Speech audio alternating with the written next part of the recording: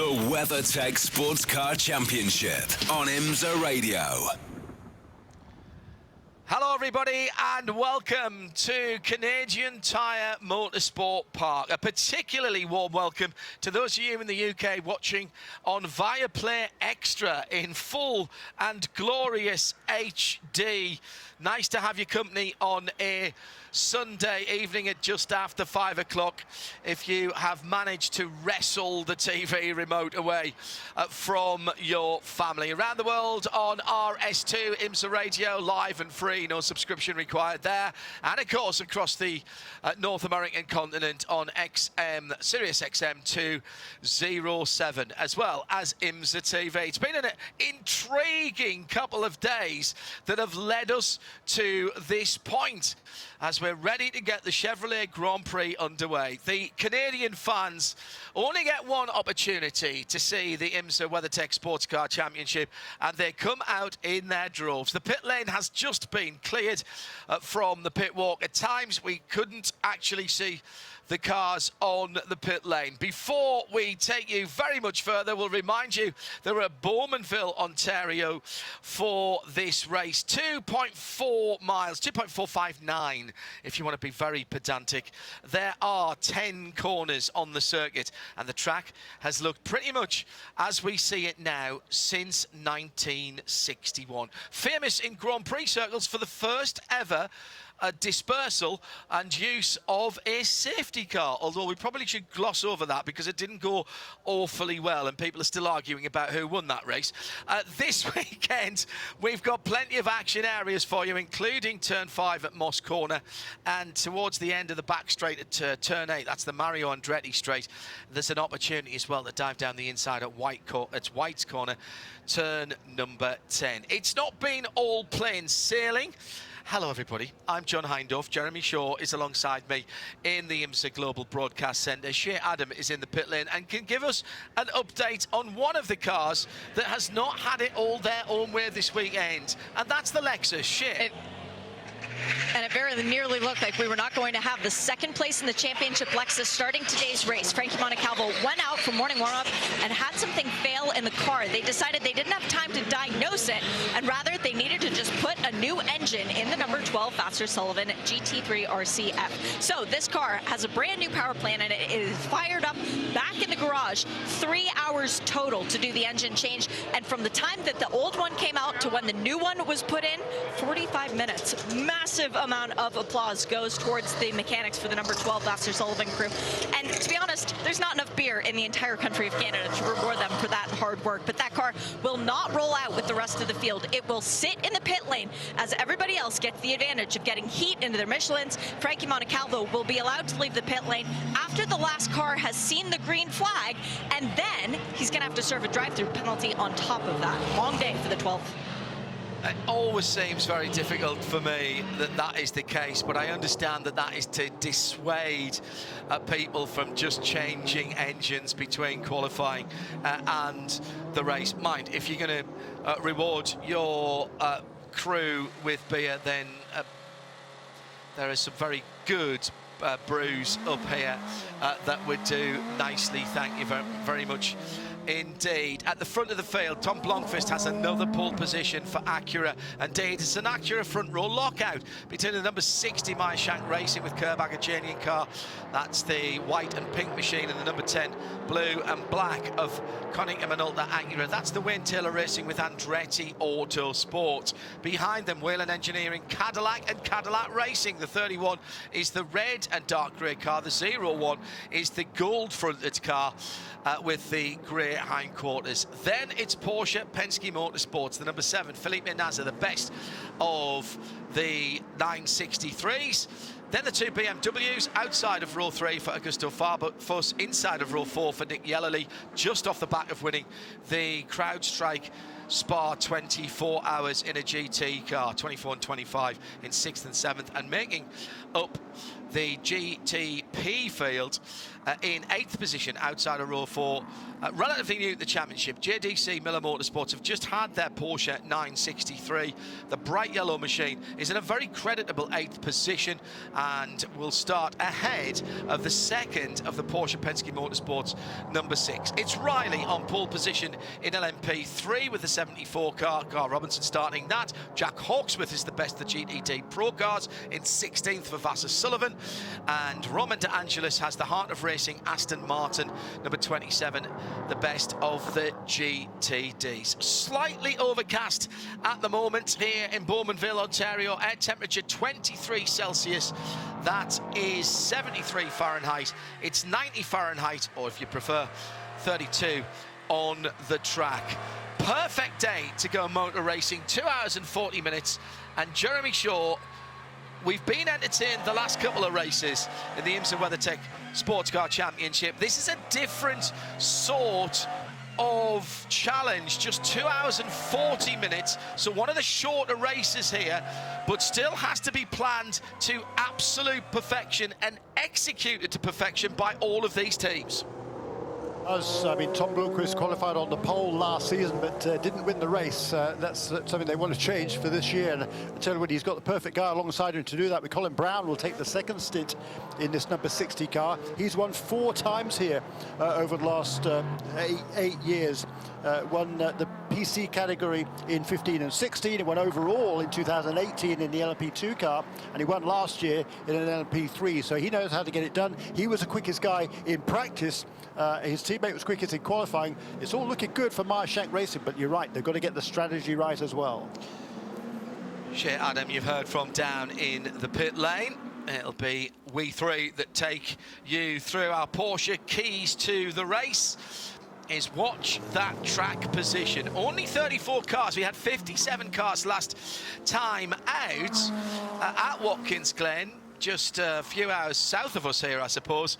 But here we've only got 2.5 miles or 3.9k to play with, and in practice it did seem to be more busy than it should have been for just having 34 cars. Watch your mistakes. It's a long pit lane here if you have to do a drive through. The tyres, well, it doesn't seem to be particularly hard on tyres. It's far more about that track position. It's king here. Get ready to go racing. We have 2x2 and a split prototype and GT field coming round the final corner.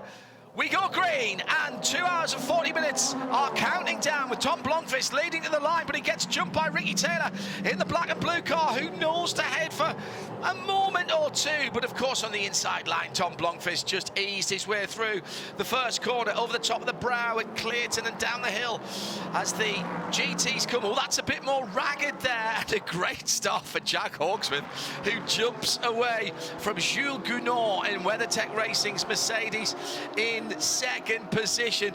Everyone else jostling as they go underneath the Chevrolet Grand Prix, walk over bridge and down to the bottom of the hill. The front of the field already through Moss Corner. That's named after Sir Sterling Moss, and yes, he was here when that was carved out back in 1961. Phenomenal circuit that we've had here that has barely changed in those 61 years or so since we were first racing here. Good start by both of the classes. The GTs split from the LMPs, and the GTPs, Jeremy, and at the end of the first lap, Tom Blomqvist has done the first thing he needed to do. He leads the first lap. Yeah, really good, clean first lap from him. Ricky Taylor tried to steal a march on him there. He kind of hung back coming through the final corner before the green flag, was on the throttle early, but Tom Blomqvist was wise, steady. He maintained that inside line into turn 1, and Ricky Taylor wisely gave him that corner. So he tucks into second place, but it was a nice try. GTD, yeah, I mean, Jack Hawksworth, he's not messing around, is he? He leads the championship on the pole position. Coming off another win, second of the season last time out at Watkins Glen. He wants another one here, and he took off with an emphasis at the start out of that green flag. into the pit lane for the Lexus number 12. Engine change between qualifying and the race means they started from the pit lane and they must have a drive-through, which, as I said, always seems a bit iffy to me, but I understand why it's done. Sean Creech Motorsport has a spin at the entrance to Moss Corner. That's the number 33 car that has gone around one of the LMP3 runners. Lance Willsey started that Ligier.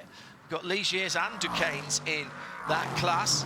That's put him right into the front of the GT field, and I don't think that's going to be very helpful for the GT cars as they go through. Jack Hawksworth, Jules Goudon, Alex Riberos, Roman De Angelis there, trying to hold on to his position ahead of Jordan Taylor. Now that's a GTD Aston Martin, the number 27, and the bright yellow number 3 Mobil 1 Corvette Racing Corvette is a GTD Pro.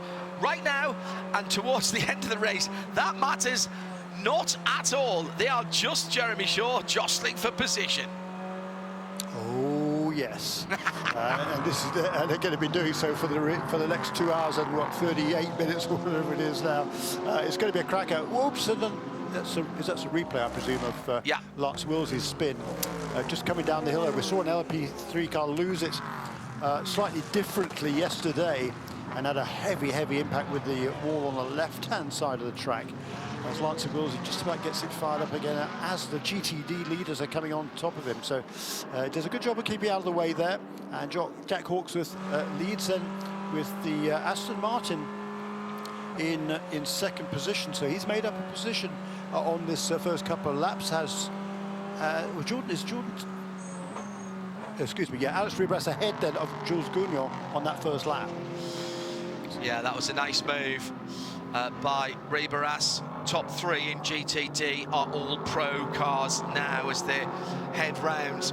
And as I mentioned, that 33 car getting involved in the GT battle probably wasn't exactly what they wanted to see after it had gone around. Tom Blomqvist leads the motor race in the number 60, the pink, blue and white Acura Honda. To the rest of the world, of course. Honda Performance Development's very much behind that car here in the United States. It's their premium brand for those of you watching outside North America. Not quite a global brand, but they have absolutely waved the flag in this top category in IMSA for quite some time now, and they are first and second at the moment with 2 privately entered cars.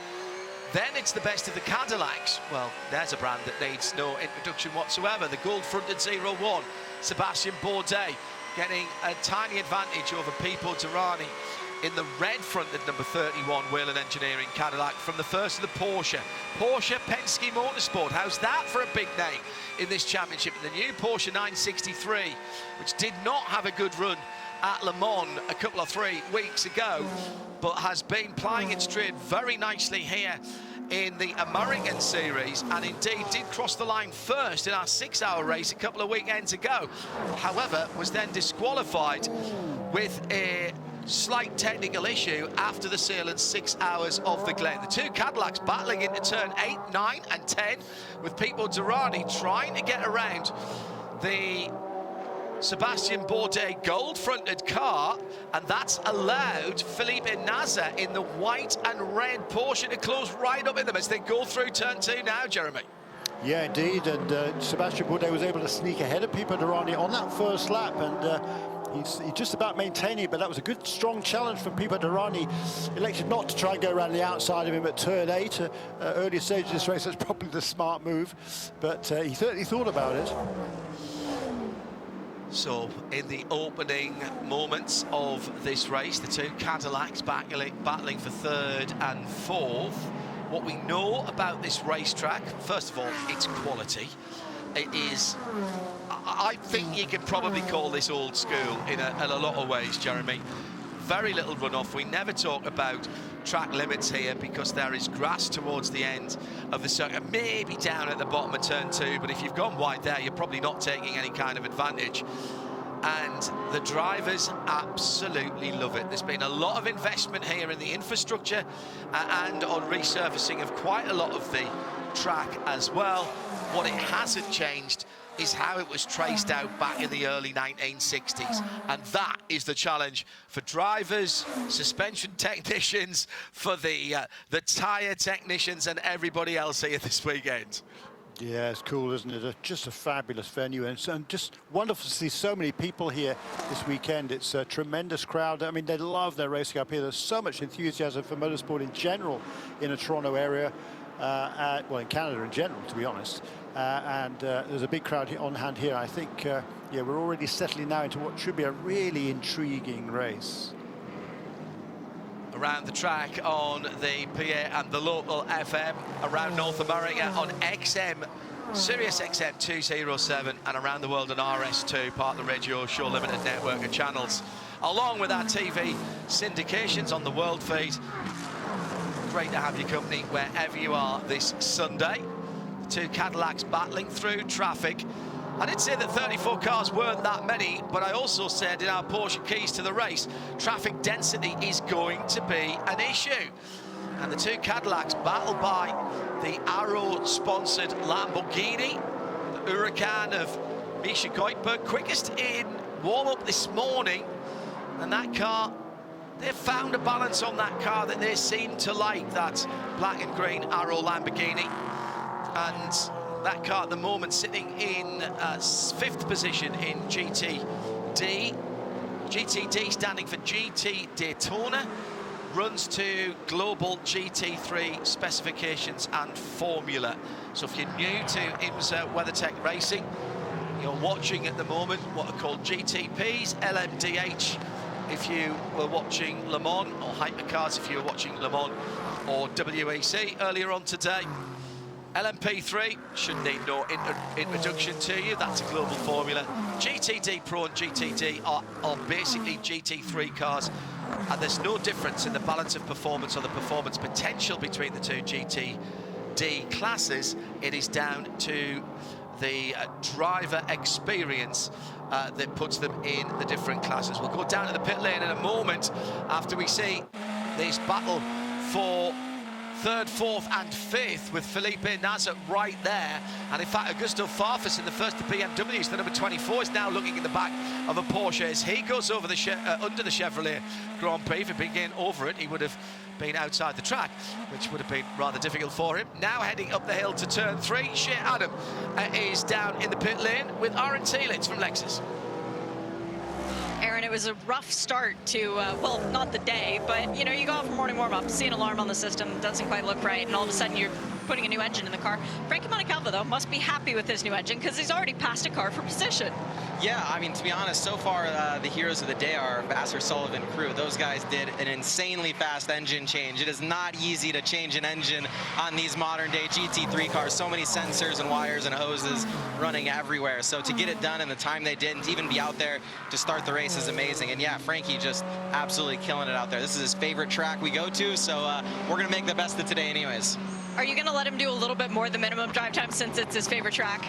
We'll see how it plays out here, but yeah, he's doing a great job right now, and we're just gonna see where the race takes us. Nothing but good luck for the 12. Thanks, guys. Thank you.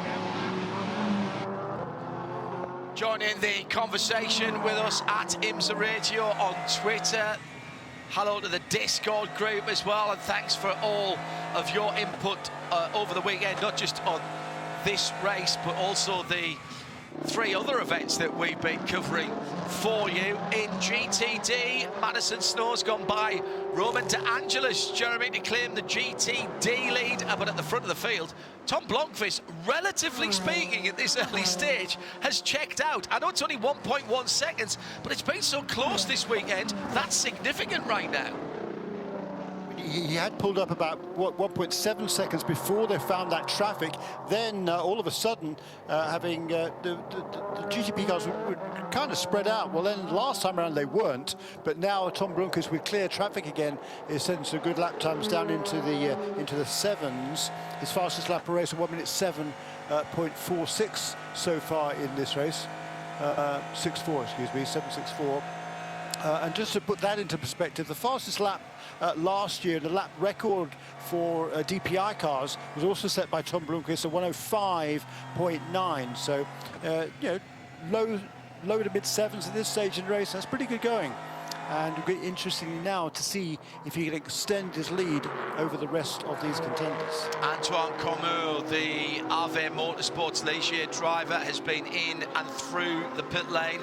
That was a false start as assessed by race control. Lining up on the wrong side of the grid, has now had that drive through. So that has been done for that car. It was a drag down the back straight, the Mario Andretti straight into turn 8 and round the outside for Madison Snow in the red, white and black Paul Miller Racing BMW M4. Paul Miller Racing, the first team to give the new BMW M4 an IMSA victory, and proudly carrying the number 1 on that car. That was a lap or 2 ago, and Madison has not been able to pull away. I wouldn't expect that, to be honest. 0.3 of a second. In GTD Pro, it's the Paul Sitting Vassar Sullivan Lexus, the yellow and black car, the number 14, the red number background that leads. Further back down the GT field, we've got GTD versus GTD Pro. Roman De Angelis has Klaus Bachler up his tailpipes. It's the Heart of Racing Aston Martin that comes out of the final corner and towards the start-finish line. And behind him, the Pfaff Motorsport Pro car with Klaus Bachler behind the wheel. This is one of the new GT3R 992 Porsche body shapes. 992 is the latest iteration of the Porsche 911. A little bit wider, a little bit lower, a little bit meaner. And always with Porsche, just a little bit better engineered. That's what they do, isn't it? That is a battle, as I say, that is not between class rivals, but it is, in terms of track position, very important for Klaus Bachler to try and get towards the 3 GTD Pro cars that are ahead of him, the 4 GTD Pro cars, in fact, that are ahead of him. 2 hours and 26 minutes, just under, still to go here. It's the IMSA WeatherTech SportsCar Championship, the Chevrolet Grand Prix from Canadian Tire Motorsport Park. Here in Canada. Jeremy Shaw, Shea Adam and me, John Hindhoff with the action. Settle yourselves in for a Sunday afternoon stroke evening stroke morning wherever you are around the world, and let us know where you are watching at IMSA Radio if you'd like to get in touch with us. Nice, once again, Jeremy, nice consistent laps at the front of the field. Tom Blomqvist losing about a second to his best lap last time around, but he was in traffic in that leading number 60 Acura. Yeah, he's, you know, as you say, settled into a reasonable pace here, sort of mid-8s he seems to be doing now. What's interesting to me is how much Sebastian Bourdais has slipped back the last 3 laps. The gap, I mean, on lap 8 they were all together as they were lapping the GTD cars for the first time. All of the GTB cars came pretty much back together, almost like the start. Since then, the gap went out to 5 seconds, 8 seconds, 9 seconds, now 10.2 from second to third. So Bourdais continued to hold on to third position, but seems to be struggling in traffic relative to the 2 Acuras that are out front in particular. Hello to Robert Bester, who's watching and listening to the world feed in the UK. Good to know that you are tuned in on a Sunday evening just after 5 o'clock. Motorsport Meister says, I love multi-class racing so much. Watching them duck in and out of traffic while battling is so entertaining. It certainly is. Alan Prosser is a wee bit late. He's just finished work and they had a christening and a wedding this weekend. He says, why do they choose my IMSA weekends for that? Don't they know I have priorities? Excellent. Alan, thanks. Good to know that you are tuned in. BMW versus Porsche versus BMW coming to the end of the lap. That would be Augusto Farfus in the number 24 car. That's the car with more blue on it than red for RLL. The car with more red on it than blue is the 25, and that's Nick Yellerly, just off his 24-hour CrowdStrike at Spa win. And in between them is the Porsche Penske Motorsport number 6. Porsche 963, and that is the battle for 6th, 7th and 8th in GTP. Mike Rockefeller just tracking them about a second and a half further back in a bright yellow JDC Miller Motorsports car that has impressed us all mightily in its first couple of outings so far. They've only just picked that car up. Oh, little mistake maybe at Moss Corner for the lead BMW, and there was an opportunity there for Mathieu Jaminet, but in attacking, he's cost himself some momentum, and here comes Nick Yellerly, got halfway alongside, but couldn't make the pass as they went down the Andretti straight and has to drop back in behind as they head to turn 8. Awesome entry to turn 8. They're going round the outside of the Volt Racing Porsche, which is started by Alan Brynjolfsson, the Wright Motorsport run car for 77, and into the pink lane, Nick Yellerly. This shit, Adam, is very, very early from that battle for 6th, 7th and 8th. The number 25 BMW team RLL are in the pit lane. And you have to think that they're doing this because he was in so much traffic, John. It's a very out-of-order pit stop for them, but they are doing fuel. And are they doing tires? I can't actually see. They've pitted over the hump. I'll get back to you in a sec. We'll find out what's going on there with Shea Adam down in the pit lane. It could be, we talked about track position, Jeremy. These GTP cars, it's not an easy strategy here with 2 hours and 21 minutes left. What's that? 130 minutes or thereabouts. Can we split that into 3 easy parts from here? Not sure. Well, I think they're committed now to a 3-stop strategy, and I was thinking that the GTP cars could probably do it in 2. But if he thinks he's got good pace, if there isn't a problem on that car, if he thinks he's got good pace, then he can turn it into 3 stops and running on his own without the other GTP cars around him, then maybe he can make some ground. But it's going to be a tall order to make up you know, the length of a pit stop, if you like, from now to the end of the race. I'm not even sure he stopped as his pit. Was that a drive-through for that car? I think he's gone straight through. He came in and went out within 40 seconds. So what was that all about? We'll get Shea to find out. A little bit of bump and grind in the GT category between the WeatherTech number 79 AMG and the number 3 Mobil 1 Corvette Racing Corvette. And here's our first, with 20 minutes to go, our first in-race update. VP Racing. Blomqvist leads by 2 seconds from Ricky Taylor. The 2 Acuras, 60 from 10. Third, Sebastian Bourdais for the best of the Cadillacs is 8.5 seconds further back, but he's got Pipo Derani in the red and white number 31 car right up his tailpipes. LMP3, Riley Leisure leads the number 74 car, that's the orange and blue car, by about 5.5 seconds from the first of the AWA cars, but that's under pressure from the Junior 3, number 30 of Ari Baylog, as they're fighting through traffic at the moment. GTD Pro, Paul Sitter, Vassar Sullivan, Lexus, the number 14 of Jack Hawksworth leaves from Alex Riberos in the heart of racing. Aston Martin, the 23 cars, 5.2 seconds further back. And in GTD, Madison Snow, Paul Miller Racing is ahead of the pack and has cover behind him. Robin De Angelis has a P3 car, the number 33, Sean Creed's Motorsport car, between him and the leader for about 2 seconds. That's our first VP Racing in race update. Shea Adam can give us news on that BMW down the pit lane. Nick Yellerly's dropped to the back of the GTP field. Was that a penalty, Shea? Nope, it was strategy. They've extended the stint for Nick Yellerly. They gave him fuel and replenished the energy, sent him on his way. No tires.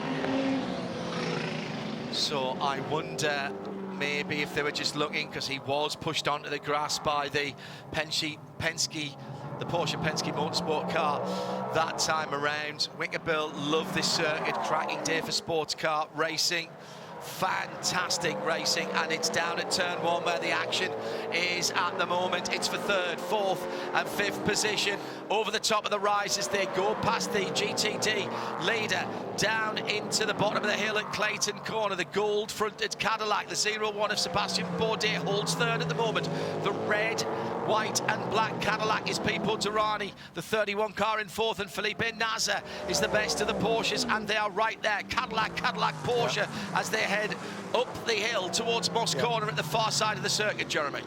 Yeah, but this is a real struggle for Sebastian Bourdais. For some reason, he's really struggling in the traffic here. He lost 4.5 seconds last time around to the two Acuras that ran mid 1 minute 8 seconds laps. There's a 12.9 for Bourdais last time around. That's really surprising. I mean, he's generally really incisive through traffic, but for some reason, either he's being super conservative, he's able to maintain that position, but he's under intense pressure now from the other Cadillac of Pipo Derani, who's going to be getting increasingly frustrated there, I think, and Felipe Nasr hanging in there as well. But meanwhile, Tom Blomqvist is edging out just a little bit. Whenever he has clear clear road, he's able to extend his lead a little bit each lap over the number 10 car of Ricky Taylor. But the Acuras are looking really, really good here in the race, as they did in qualifying yesterday afternoon. It has to be said, when that number 25 BMW came out of the pits, Jeremy, it did have the full length of the Mario Andretti straight, which is, what, it's about a third of the track in terms of length, probably a little bit less than that in time, because it is a flat-out blast. But in terms of getting him back out into clear air, Rahal Letterman-Lanigan did a pretty good job, and now we need to watch Nick Yellerly, 27 seconds behind Mike Rockenfeller in eighth position at the moment. Yeah, and he's certainly made up ground. When the lap after he made his pit stop, he was 32 seconds behind Mike Rockenfeller. The gap now is down to a bit less than 28, so he's pulled about a second a lap on him over each of the last few laps. It'll be 20 laps. It's just 20 laps now completed by our race leader. Our Porsche keys to the race was all about track position, and we heard Tom Blomqvist confirm that down on the grid in Michelin Countdown to Greenshare, Adam. It looks like strategy might not be standard here. What's going on in the pit lane now? I have just seen a wild Philippe Albuquerque let out of the cage and walked around on a leash. Well, not quite a leash, but you know what I mean, a virtual leash, because they are getting ready to put him in the car for Ricky Taylor. And Ricky Taylor's no slouch around here, but this is the first roll of the dice that I've seen from any of the GTP teams even thinking about changing their second driver already. Super early with under 25 minutes elapsed here, which gives us 2 hours and 15. That would still be 2 stops from here unless there was the intervention of the safety car, Jeremy. So these guys at the moment may be looking at what's happened with the BMW. You said they might have converted to a 3-stop strategy. This is not controlled by tyre degradation or fuel burn. This is about track position here, and traffic is going to be the determinant here this afternoon. Maybe they are thinking, maybe Shea can confirm this, that tyre degradation is an issue, and maybe they are therefore committing to a 3-stop strategy now. Make that decision early on. If the tyres do lose grip towards the end of a 55-minute stint, maybe you are better off coming in, putting on fresher tyres and more one extra set, effectively. Well, you don't have fresher, you only got 3 sets for the entire race, so it's really interesting to me to see that number 25 teams should make that decision so early. I think if you're going to make it, though, the earlier you make it, the better. And we'll wait and see whether number 10 car comes in as well out of the second position.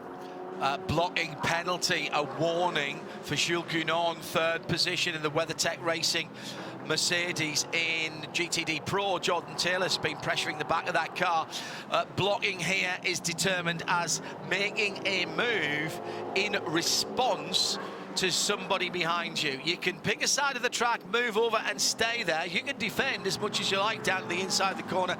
What you can't do is move in response to what's going on with the car behind you. The car behind you has that advantage to pick a side and then change the side that they have picked. You can't do that when you are leading a battle, but a warning is all that Jules Guinon has been given for that at the moment. Into the pit lane for Misha Geusberg, but Geusberg in the very quick Lamborghini, quickest in the warm-up this morning. Shea, Adam, they are into the pit lane. This is taking some time for the number 78 Forte Racing machine.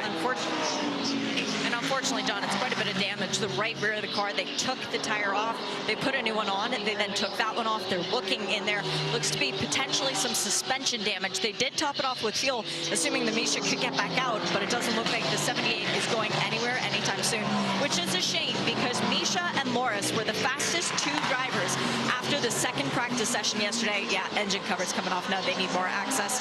We are anticipating the number 92. This is the Buddha car into the pit lane for Kelly Moss with Riley. Looks like David Bruley is about to potentially get out of the car, but we are way before driver time, isn't it? Indeed. So hello to Mike Sargent, who is listening to our international broadcast. He says it hurts not being at Mosport this weekend, but thanks to IMSA Radio and TV for the amazing coverage. What a turnaround for Vassar Sullivan. Jeremy Shaw changed an engine in record time for the number 12 car. They had to start at the back. Frankie Montecalvo therefore started from the pit lane, then did a drive-through, but has made up a couple of positions already with Kelly Moss with Riley in the number 92 Porsche, and that issue for Forte, and he's passed Alan Brynjolfsson as well, up to 11th in GTD. I'd say he's paying back the mechanics already, Jeremy. Yeah, impressive stuff from Frankie. He's also set the fastest lap of the race in GTD.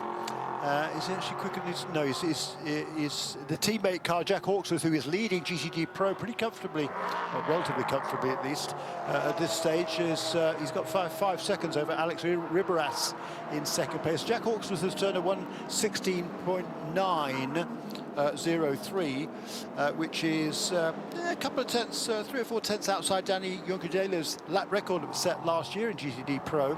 But Frankie Montecalvo, he's turned a 1:17.0. Really good lap, and as you say, making good progress. Now he's got a bit of a gap before he catches up. He's got to get past Alan Metney, and then a bit of a gap to catch up with PJ Hyatt. But a really good first stint for Frankie Montecalvo, looking for, of course, his second win in a row.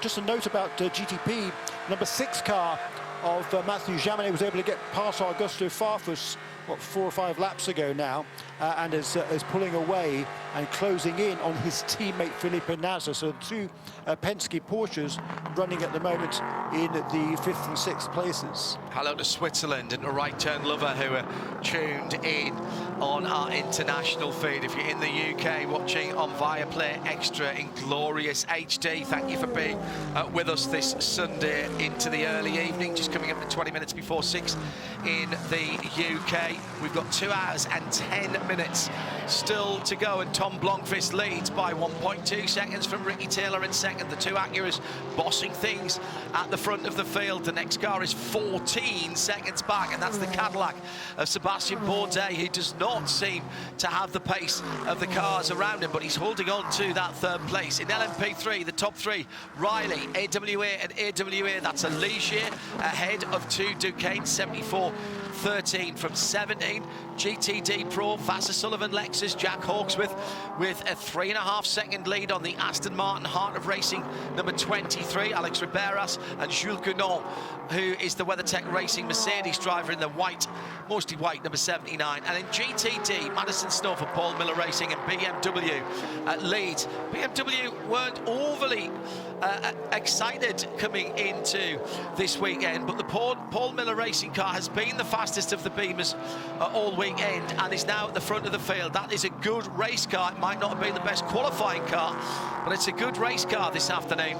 Roman De Angelis second for Heart of Racing's 27 car, and Michael Grenier for Team Korthoff. That's another Mercedes, the 32 car in 3rd position. VP Racing in race update for our 2 hour and 40-minute contest, and barely half an hour completed. It's Jeremy Shaw, John Hindhaugh and Shay Adam bringing you the action from Canadian Tire Motorsport Park. And once again, the GTP battle for 2nd, 3rd and 4th are carving their way through the GT traffic, with Sebastian Bourdais trying to find some way through past the GT traffic.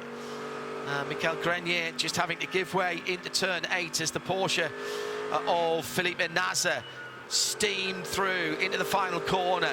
little bit overcast, but 25 degrees in the air and 33 Celsius on the track makes for good racing conditions. Just over 2 hours and 8 minutes still to go, and no scheduled pit stops is what I would say at the moment. We've had a couple of speculative ones, including Nick Yelleney in the BMW M Team RLL, fuel only for that car. We thought there might have been a problem with it, but no. And now, Jeremy, he's going as fast as he's been all race in 9th position. Yeah, but he's not making any headway towards the cars ahead of him. 27.9 seconds was the gap from himself to Mike Rockenfeller. It was the same 10 laps ago, so he's making no ground at all relative to the other GTP cars. You know, they're all turning pretty similar lap times, except for the two Acuras that seem to be really looking strong this weekend. Whoops, there's a heavy-handed pass. Okay, yeah, that's Lance Willsey in the LMP3 car. Was kind of in the middle of a pack there in the GTD ranks, and the number 9 car, that is Klaus Bachler, was fed up with following that LMP3 car, wanted to get past. Here's the Corvette number 3. Yeah, that incident was up at Moss Corner that Jeremy was describing. The Pfaff Porsche, number 9 car in 4th position in GTD. And this looks fairly standard, and it's a driver change as well. Shea Adam is watching this one for us. Fairly standard, but full service for the number 3 Corvette. Fuel tires, and Antonio Garcia taking over behind the wheel. Has a win here at CTMP, but that was in 2014 as the Corvette roars away back into life. I do love the sound of that thing when it's making a burnout. And we are anticipating the Pfaff Porsche coming in the pit lane here too. Crew is up on the wall. They have new tires. They have the fuel probe. I do not see Patrick Pilet helmeted though and ready to get in that car. Thank you very much, Shea. Hello to Brittany Tandy and Felix from sunny Bedfordshire. At the moment, Nick Tandy not in the car, but waiting for his turn in the number 6. Mathieu Jaminet is in 6th position at IMSA Radio if you'd like to get in touch with us. Wicker Bill has done that as well after a busy day of motorsport. Carmine's in Pennsylvania. Amazes me, he says, how some of these drivers have gone from the US to Belgium, back to Canada, back to back to back to back. Don't know how they do it. They are full-time professionals. That's how it comes. Into the pit lane for the number 79.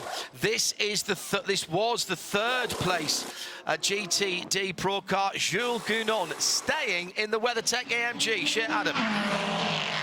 Yes, he is, but he's getting 4 new Michelin tires. They still have the stickers on them, so he's going to be a very happy boy to get new tires and go play in a race for the first time for Jules Gounon, the Andorran driver. We're still waiting on the Pfaff Porsche to come in, and also now scrambling up into life, Alex Riberas will be making a pit stop soon, and he will be staying on the pit box. He won't be happy about that because he loves racing at CTMP, but it's time for Ross Gunn to shine.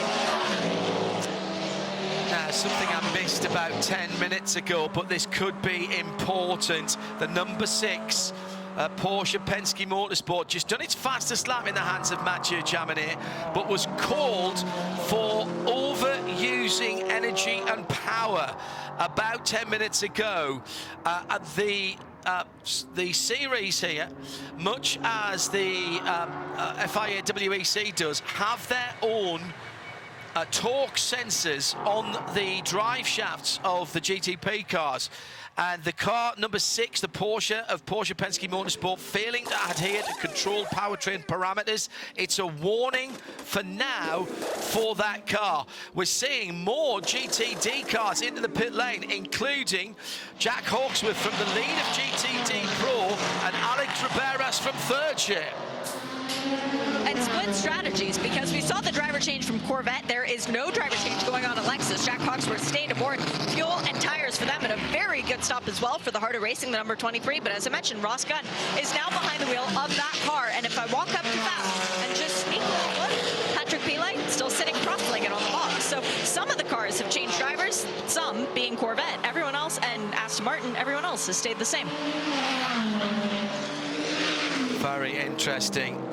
Richard P points out that he's trackside at CTMP, says installing Antonio Garcia in your car is never a standard pit stop. I rather like that. At IMSA Radio, Brittany Tandy is watching on Viaplay Extra in the UK with Eva and Felix. And hello to Sebi Kerner, who's watching on the train on his way back from Norris Ring DTM. Busy weekend with everything going on. Enjoying this as I'm heading back home. That's our world feed for you. All live, all free, no blocks, no breaks. And still, Jeremy, over 2 hours to go here. Yeah, absolutely right. And look, those pit stops by the GTD Pro, those are absolutely on schedule for those guys. From here, they can get to the end on one more pit stop. So they're working forward from the end of the race till now. If it stays green all the way, they can get it. They can get there. It'll be a bit tight for the Corvette, but you know, that was the first car to make that decision, and the other one's just following suit there, just to ward off the potential for a full course caution. If there is a full course caution at this stage, pits are closed. Those cars that have not yet made a pit stop will be disadvantaged, because after everybody packs up behind the safety car, they will come in to take on service. The other cars don't need to do so, will stay out, and therefore will leap ahead of those cars that hadn't. So that is why we saw the number 79, the 23 and the 14 all following suit on that Corvette. And here now is the first of the GTD cars to come onto pit lane. That's number 27, Roman DeAndres. The minimum drive time not yet elapsed for GTD, so DeAndres will be staying in this car. And that was the second place car when he peeled off into the pit lane. As Jeremy said, staying in the machine. A set of new Michelin tyres going on to the left-hand side. And yes, they're doing all four. And Marco Wittmann yet then to get in that car. As the fuel, the VP Racing fuel goes in. Tom Blomqvist still leading by 2.6 seconds. Ricky Taylor's just done that car's fastest lap of the race in second, as also putting a fast lap in after the pit stop, Antonio Garcia. Plug and play accessory, possibly. Certainly. It's a bit like chipping the car, isn't it, when you put these drivers in?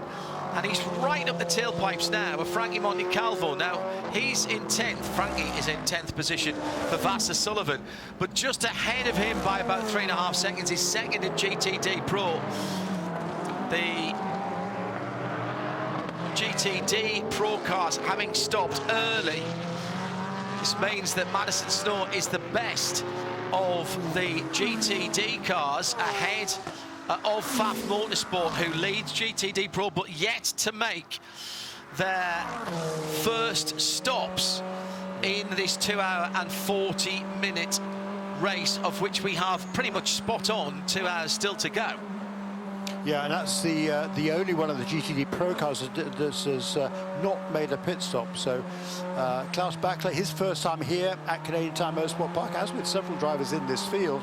The team did come here in early June to do a test, not so much to learn about the car, but to enable Klaus Bachler to get some experience here. And he is now leading the GTD Pro class because he has not yet made a pit stop. And he's following Madison Snow, who is now leading in GTD with that. Well, he was leading in any case, wasn't he? And the second place guy was Roman DeAngelis making an early stop. Jamie Dwyer is in thundery Derbyshire. What's the forecast looking like for the rest of the race? It's a bit overcast here, but I'm sort of keeping my fingers crossed that it's going to stay dry for the next 2 hours as it stands at the moment. At IMSA Radio, if you know better, those of you at the track, it is looking a tiny bit threatening at the moment. Air temperature still decent, 24 Celsius, which is 75 Fahrenheit, and on the track still pretty good for the Michelin tyres, 32 Celsius, 90 Fahrenheit, excuse me. So, battles, let's pick a couple up, shall we? Coming into the final corner, the number 12, Frankie Montecalvo, is sitting in 9th in GTD, has the 3rd place Corvette Racing GTD Pro car, and Anthony Antonio Garcia right behind him. Proof with proof we needed, Jeremy Shaw, how important track position is here. And also, Antonio has not been able to get back to get around that number 12 car because the cars have very similar performance. It's just down to the nut at the end of the wheel. There you go. Yeah, absolutely right. And ahead of the Corvette here, we see Frankie Montecalvo in that GTD car, up to 9th position now. And I would expect some of the GTD cars to be coming onto the pit lane fairly soon, with their driver minimum time having been met, minimum requirement. But in the meantime, in P3, Gar Robinson is just romping away. He's extended his lead now to almost a minute over Ori Fidani. It's 54 seconds last time around. The sister car for AWA of Fidani is Anthony Mantella. He got past Ari Balog, I don't know, maybe a dozen laps ago, and is running in 3rd position now. Ari Balog, they're hanging right with him in the battle for 3rd and 4th in LMP3. Meanwhile, out front, status quo between the two Acuras, but Sebastian Bourdais continuing to fall back 19 seconds now, the deficit from 2nd to 3rd. And I'm certainly surprised to see that much of a differential between the two. Last time was another slow one for Bourdais. He got obviously get held up in traffic, and here now finally around the outside goes Pipo Derani up into that 3rd position. That was coming through the S's at the end of the lap, and Pipo Derani driving around the left-hand side, the long way around, if you will, Sebastian Bourdais. That's cost him 22 seconds to the two Acuras ahead. He's been following that other Acura, that other Cadillac of Sebastian Bourdais for quite some time. So remember this, 22 seconds on lap 37, as the two Acuras now are as close as they have been, Jeremy, as they dispute the lead at the end of the Mario Andretti straight going in to turn 8, where that pass for 3rd was just made last time around. Yeah, that's right. And the gap had between the two Acuras, it was up to 3 seconds. Well, that's no more when they encountered that last lot of traffic a lap or so ago. And now Ricky Taylor right with Tom Blomqvist. We're 44 minutes into this stint. We're almost at the minimum time for the GTD cars. I think we'll see several pit stops for GTD, including the number 12 car of Vasser Sullivan that started at the back. Frankie Montecalvo, a really good first inning. He went and handed over that number 12 car to Aaron Tielitz. Hello to all of you who are listening around the world, and particularly in Europe, enjoying this on a Sunday evening, coming up in the UK to just before 6 o'clock, just before 7. Hello to Elizabeth Mackenzie, who's in sunny Mallorca. Felix and Eva's grandpa and grandma tuned in tonight. Oh, we've got the full Tandy clan tuned in. And Dave Alcock joining us recently. What a circuit this is, he says. And sort of reminds him of a cross between Donington Park and Alton Park in the UK. 3 wide coming across the line with the Gradient NSX just having to keep out the way of quicker cars. Sheena Monk doing a good job though for Gradient.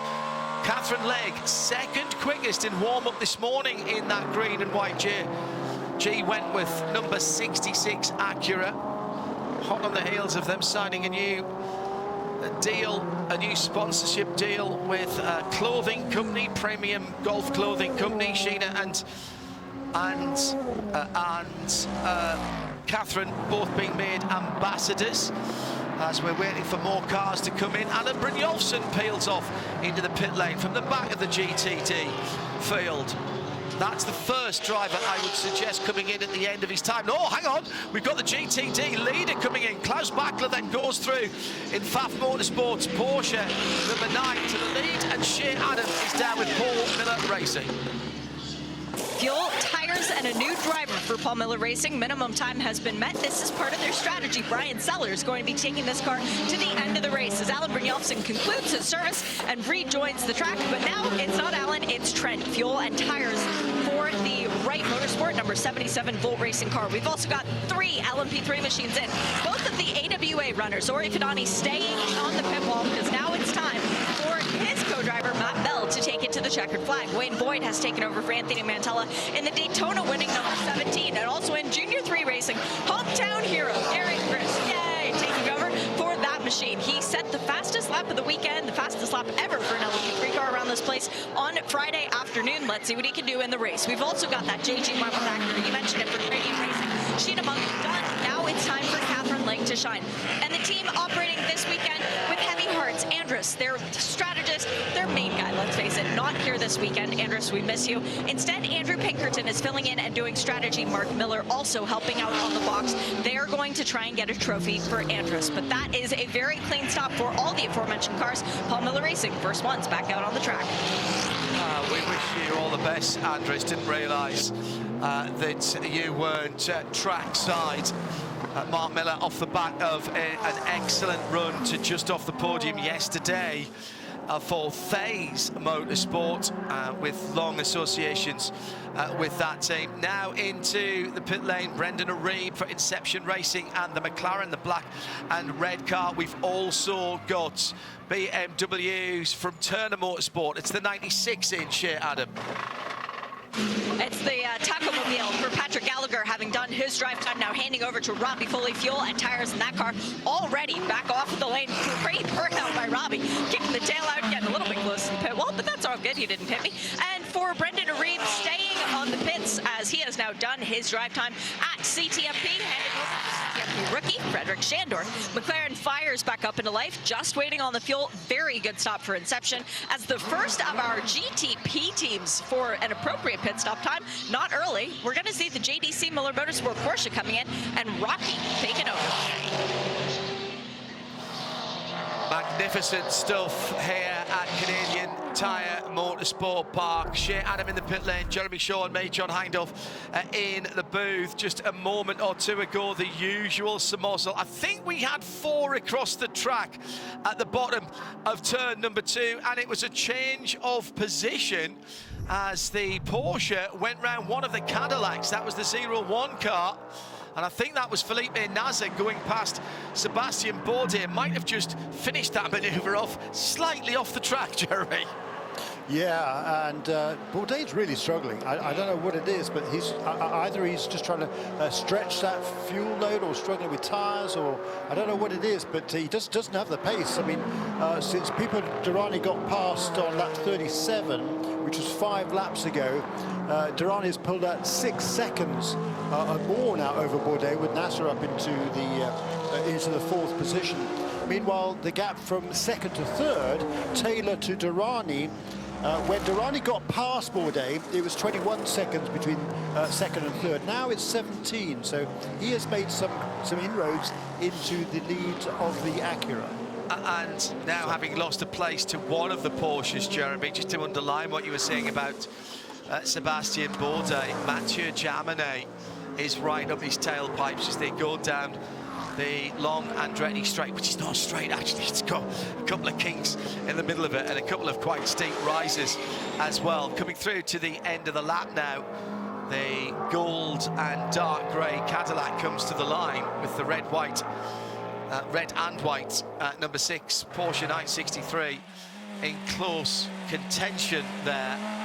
Neither of those cars have stopped. In fact, none of the top 7 have yet made a pit stop as we're into the 51st minute of running. Back down the pit lane for the number 12, Frankie Montecalvo. Now, this is the first standard stop for this car, I believe. Remember that it was in for its drive-through. Also mechanical black flag for the number 33. That's the Sean Creech Motorsport LMP3 car. It's full service, Shea Adam, for the car that started in the pit lane and then had to do the drive-through. It's been a clean drive for them so far. It's been a really good drive for Frankie Montecalvo, who gets out of the car, slams the door. His work is done. Now it's all up to Aaron Thielitz, the crew, with a great pit stop, just waiting on fuel for this number 12 Lexus, getting their stop done before we get all the GTP cars coming in, because I am starting to see movement on the wall from the 31 Wayland Engineering Cadillac. Nothing yet. BMW BMWs or the Porsches, as indeed the 33 does come into the pit lane. Perhaps that was a team-requested black flag to get him in for the pit stop. Fuel Tires driver change. Lance Wilsey out. Joao Barbosa has taken over the 33. Shea Adam in the pit lane. Just under an hour and 48 minutes still to go. What a brilliant race we're having so far.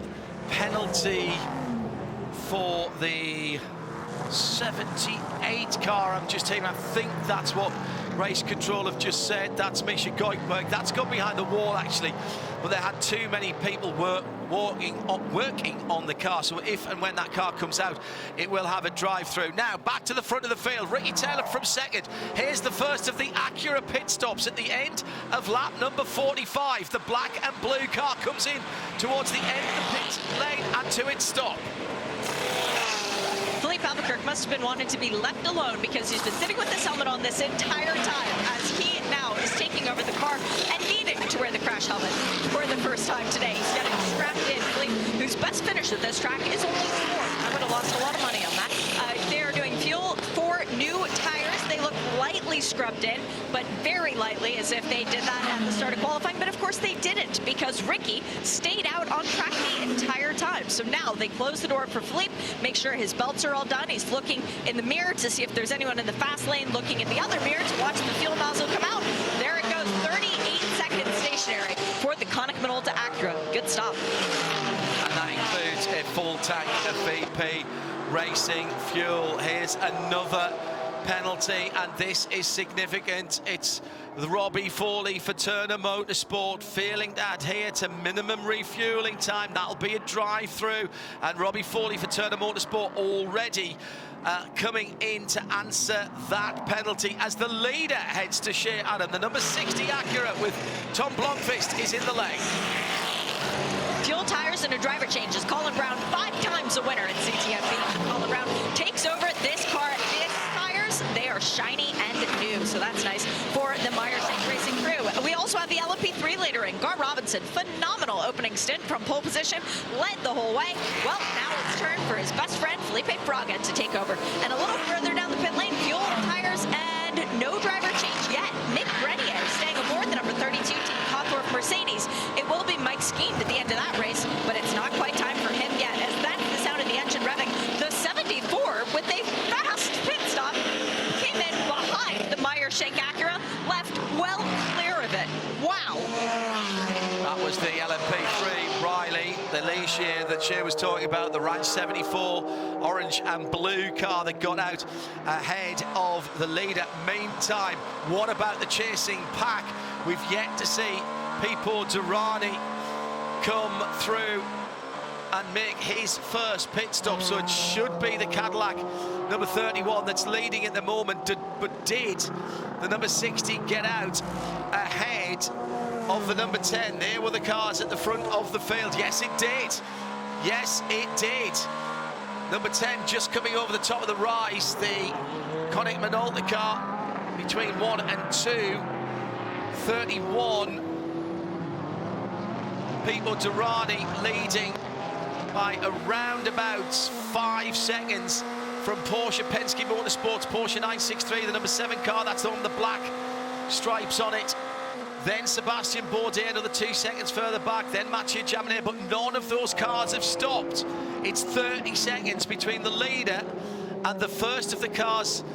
Check that, it's 1:19 between the leader and Colin Brown, as in comes Augusto Farfus for BMW.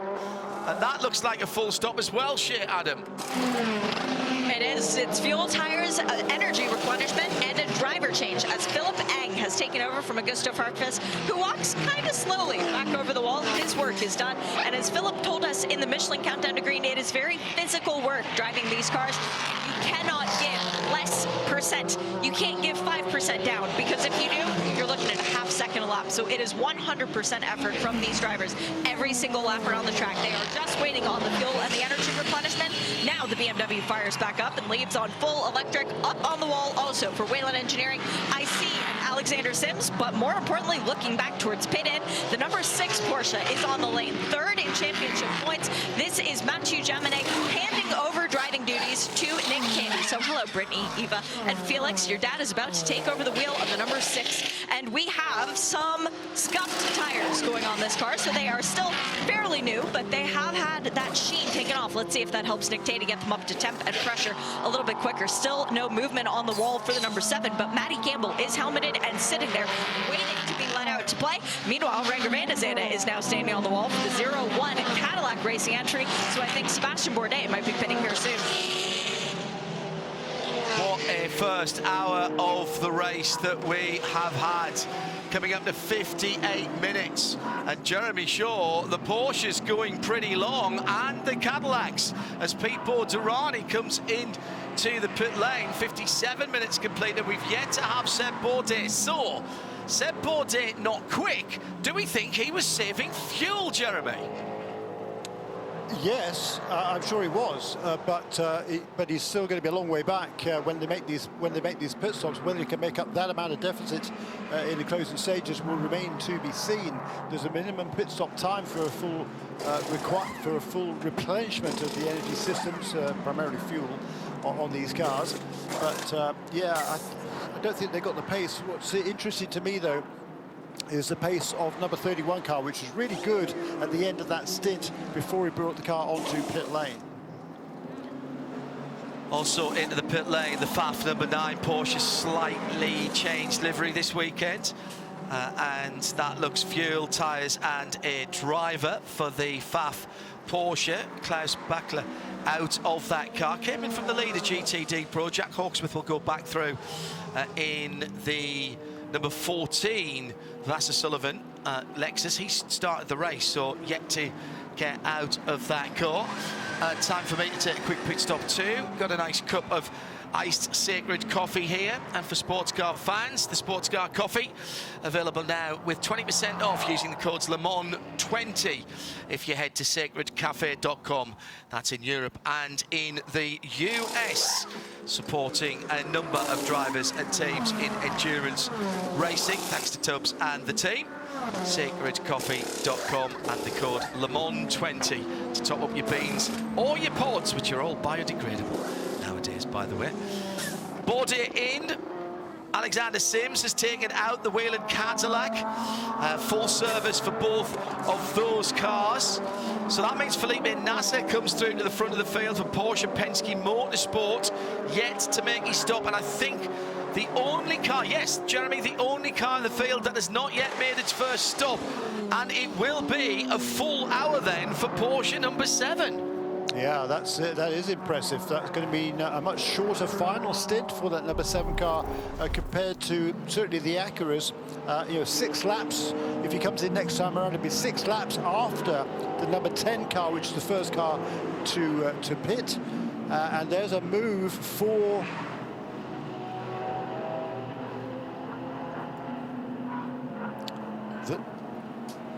that was number 01 car. Oh, sorry, we're seeing a replay. Big pardon. So Felipe Nasser comes into the pits in the Porsche Penske Motorsport number 7 car in. That's the car with the blue lights on the front in the pit lane. Another full service stop share, Adam. And another windshield tear off as the clouds start to get thicker and thicker and sunglasses become more and more unnecessary. Fuel and tires for Matty Campbell, who is now aboard the number 7 Penske prototype. Remember last year he won in a Porsche, but that was a GT car. Driving around here in a prototype, completely different world. Car's been stationary for 40, 41. Now it fires into life and goes. It's a 40-second minimum refueling time. If you are going from completely empty to completely full, I think that was almost completely empty. Well, it would have been absolutely. Yeah, I would have said so. If it wasn't, then they've got something that perhaps only Turner Motorsport and us know about, because they went long yesterday. Tell you what, John, we heard a little while ago, didn't we? Number 96 car was penalised, wasn't it, just now for a short pit stop? Correct. Yeah, and that's exactly what happened yesterday after the race. Turner Motorsport won the race yesterday for Michelin Pilot Challenge, having made just one pit stop in GS, the only car to do so by a clear margin. I mean, so they ran 3 or 4 laps more than anybody else. And after the race, they were penalised actually twice. Number one, the car was underweight. They put to the back for that. And then also the pit stop, one pit stop they did make didn't meet that minimum refueling time requirement, so it's put to the back again. Not quite sure what that means, but anyhow, what it does mean is that most emphatically they lost that win yesterday, which therefore went to Hattori Motorsports. A brilliant debut then for Parker Thompson and Billy Johnson, who finally gets his record-breaking 24th win in Pilot Challenge. Renger van der Sande just with an issue a moment or two ago at Moss Corner, and also a little dink on one of the Porsches. That would have been Nick Tandy. He's head down to the pit lane. Felipe Nasser has done his stint, and Shea is with him now. Felipe, I've got to ask first off, is your drinks bottle in the car a little bit extra energy? Because I have no idea how you went that long. Oh, that's good. Sounds like you guys had fun there watching. It was quite a challenging stint out there, just because you can see we're doing so many laps on the tires, and at the end you could feel like the oversteer was getting more and more in the car, so controlling that and going through the traffic was quite something, but at the same time it created opportunities, and I was there to capitalize on them. You know how to get it done at this place, and Matt does too. So going forward, do you feel like this is potentially the race where you can finally get the first win for you guys in Porsche? Well, I always like to think we're going to get a win, and although the leaders, when we saw the Acras there at the start, they certainly have more pace than everybody else in the field. So it's going to be hard to, to chase them, but still 1 hour and a half to go. Still plenty of race to go, so I mean, we made a couple of positions already looking at the strategy, so let's see, hopefully a podium will be nice, but let's see, still a long way. Do you have another set of new tires for Matty to the end of the race? I'm not too sure if they only did left sides here. I didn't see the pit stop, so that's a question for the team. I wouldn't know now. I'll ask. Thanks, Philippe. Thank you. New leader, BMW M Team RLL, BMW M Hybrid V8. 2 seconds to the good now. Nick Yellowly going past Colin Brown after the pit stops. And for the first time in the race, it is not an Acura leading. And also, it's Acura 60 in second, Acura 10 in third. So they are still in the same positions, but they've now got a BMW ahead of them and a Porsche behind them, albeit at 18.5 seconds. That long run for the Porsche has certainly helped out their run towards the front of the field, as Matt Campbell now is behind the number 7 car. Shea? With Sebastian Bourdais now, you've just gotten out of the car. You look exhausted. How difficult is it out there? It's just stressful because you have to commit. You launch the car, either inside or outside of the GTs or the P3s, and there's not a single guy that does the same thing. One goes left, one goes right. You just never know what to expect. Even when you commit to one side, they move over on you, and I don't know. Honestly, it's the worst experience on a track like this that I've ever had. I just kept getting bottled up. The pace of that 01 Cadillac is great. It's not a problem. We just keep getting caught out in the middle of corners in trainer cars, and obviously after a race where you kind of made the wrong decision in traffic, you don't really want to do it twice. So I wouldn't say I was conservative, but I wasn't sending it in there, and we just got swallowed up. So that's very frustrating, but it's part of it, I guess. Thanks, Seb. I'm sorry. 01 now being piloted by Renger van der Zande, the Cadillac with the gold front on it. As into the pits, the early stopper, that was the BMW, and that was the number 25 of Connor de Philippe. I reckon that was 40 laps there, Jeremy, by that car. That was the car that came in off off kilter to everyone else. Correct, and you're committed to a three-stroke strategy, so they've still going to have to make one more stop even from here, as with everybody else. They're going to be towards the tail of the day, so tail of the pack. So it's not been a good day for BMW, no doubt about it. But they tried something; it hasn't worked, or unlikely to work. Well, I don't think it can work now. They knew they were struggling, so let's try something different. Hasn't worked out, but no harm, no foul, effectively. Well, it's probably cost them a position or two, I would think, to the number 5 car at least. But out front, what's interesting to me is that Colin Brown has immediately asserted himself in the lead. He's holding a nice, comfortable gap of a second and a half or so over the other Acura of Wayne Taylor racing, the Konica Minolta car.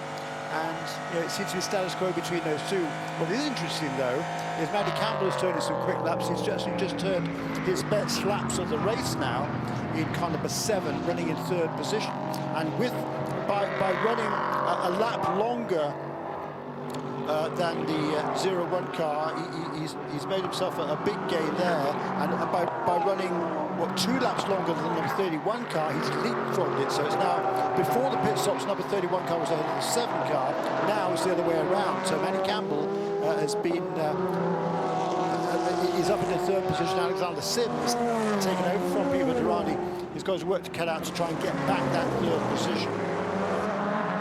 Good news is we have all 34 cars running again. The Forte Racing, powered by Unitronics Lamborghini, is back out, although many laps down, sitting in 14th position in class and 34th overall as we take a VP Racing in race update. We'll start with GTD, where Brian Sellers leads for Paul Miller Racing. He's 18th overall, leading the GTD class by just half a second from the Aston Martin of Roman De Angelis and the Heart of Racing team. In 2nd place, the number 27 car. In 3rd, Phil Ellis is round about 24 seconds further back for the Winwood Racing Mercedes number 57. GTD Pro 14th, 15th, 16th and 17th, the top 4. And it's Vassar Sullivan's Lexus, still with Jack Hawkes with a board, who has a 2-second advantage in the number 14 Lexus ahead of the number 3 Corvette. And that's got Antonio Garcia behind the wheel. Gilles Gounon, who seems to be everywhere, as a number of people have mentioned they've cloned him. He's in 3rd position in the WeatherTech Mercedes, and in 4th, just another half a second, maybe that 3/4 of a second behind, is Ross Gunn for Harder Racing team. Felipe Fraga leads LMP3 for Riley in their Ligier, ahead of the 2 AWA Ducates, but it's half a minute now between Fraga in the 74 orange and blue car and Matt Bell in the 13 AWA, and he's got about another 10 seconds on his teammate Wayne Boyd in the 17, actually top 3 there.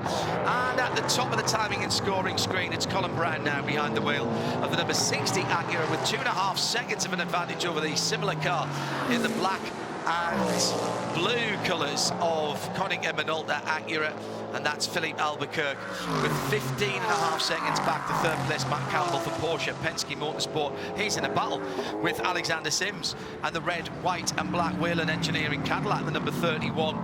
Just 0.6 of a second behind. Then it's another 11.5 seconds back to Nick Tandy in the 2nd of the Porsches, the number 6 car. Has had a win this year, that car, on the streets of Long Beach. He's got his hands full with Cadillac 01, the gold-fronted Cadillac V-Series R, Renger van der Zande in that car in 6th. That's how it stands with exactly 19 minutes to go, your VP Racing in race update. Well, Jeremy, I'm very happy with this. I feel entertained. There's plenty going on. Everywhere I look, something's happening, including at the moment at the front of GTD, where Brian Sellers is fighting off Roman De Angelis, and he is at the moment being passed by the 01 Renger van der Zande as well. This is the joy, or indeed the pain, of multi-class racing. And from Brian Sellers' point, I'm quite happily running my own race, thanks very much. I don't need to get out of the way of the leader, and that pesky Aston Martin closing on me. Yeah, fascinating contest here in GTD. Up in Pro, Hawkes Lexus still leads, as he has done from the start, and he's got but now only a couple of seconds over Antonio Garcia. That early pit stop for the Corvette paid dividends. They were able to leapfrog ahead of the number 79 WeatherTech Mercedes, excuse me, which, by the way, had a balance of performance brake coming into this weekend, a bit more powerful at number 79 car, and that certainly has been pretty competitive. But the number 14 Lexus still has has an advantage. The Corvette also got a larger restrictor for this race as well, taking advantage of that. And they're only a couple of seconds behind the Corvette behind the Lexus, so that battle is very much on. But the third place car, Jules Gounon, he's been kind of held up battling with an LMP3 car for the last several laps. So he's fallen a fair bit behind in third position in that GTD Pro class. And then behind him is Ross Gunn right there, and then the GTD non-pro battle all in a train there, with Ross Gunn ahead of Brian Sellers and Roman DeAngelis, and Patrick Pilet is not too far behind them in the FAF Porsche. Beautiful area to come and watch motor racing. Plenty of people in Europe tweeting at IMSA Radio saying, oh, this is on my bucket list. It should be on your bucket list. This is a proper circuit. It's barely changed in terms of the circuit layout. It hasn't really changed at all since 1961. One or two of the walls have been pushed back here and there for more modern safety concerns, but it's absolutely outstanding. Now, Colin Brown has caught now the BMW of Philip Eng, and this is crucial because the mainly blue BMW, blue, white and red rather than red, white and blue, you can kind of understand that if you see them side by side. Andy Blackmore's Spotter's Guide, the important bit. He's trying to stay on the lead lap at the moment, repelled the first advances and attacks by our leader Colin Brown into Moss Corner 5 and 6. Across the line now has maybe 2 or 3 cars lengths, as that's allowed Philippe Albuquerque to close in on the leader. Albuquerque goes to the right, then to the left, then to the right again as he comes past the Turner BMW as they head down the hill towards the bottom of turn 2. That was the number 96 car of Robbie Foley that was in the mix there. So the battle for the lead caught up behind, I reckon, the last car on the lead lap, Jeremy, at the moment, that being the number 24 BMW. Yeah, that's exactly right, and bottled up here just a little bit, as you say, I'm sure that Philip Eng will try to stay on the lead lap if he possibly can, but BMW is certainly struggling here relative to their performance at Watkins Glen a couple of weeks ago.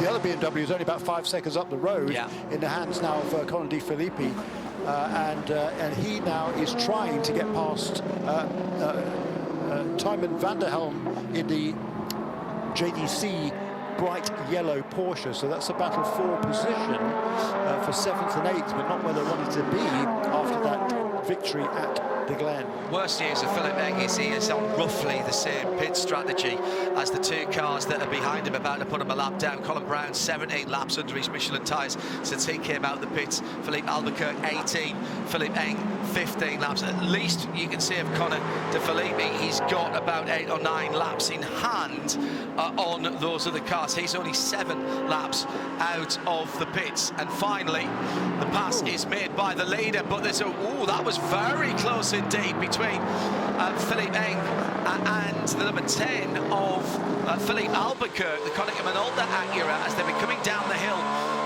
towards the bottom of the hill at turn 4 before you climb up to Moss Corner at 5 and 6, and that's cost a heck of a lot of time.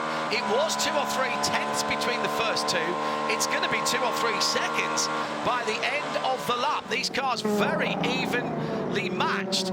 Round the outside at turn 8, we'll have a twofer. Thanks very much indeed, Philippe Albuquerque, because he also goes past the number 57 Philip Ellis-driven Winward Racing Mercedes. So coming out of turn 3 and in the run from turn 3 to turn 4, not sure if Philip Hain just didn't see the Acura behind him. He was just drifting across to the right-hand side to take the racing line there.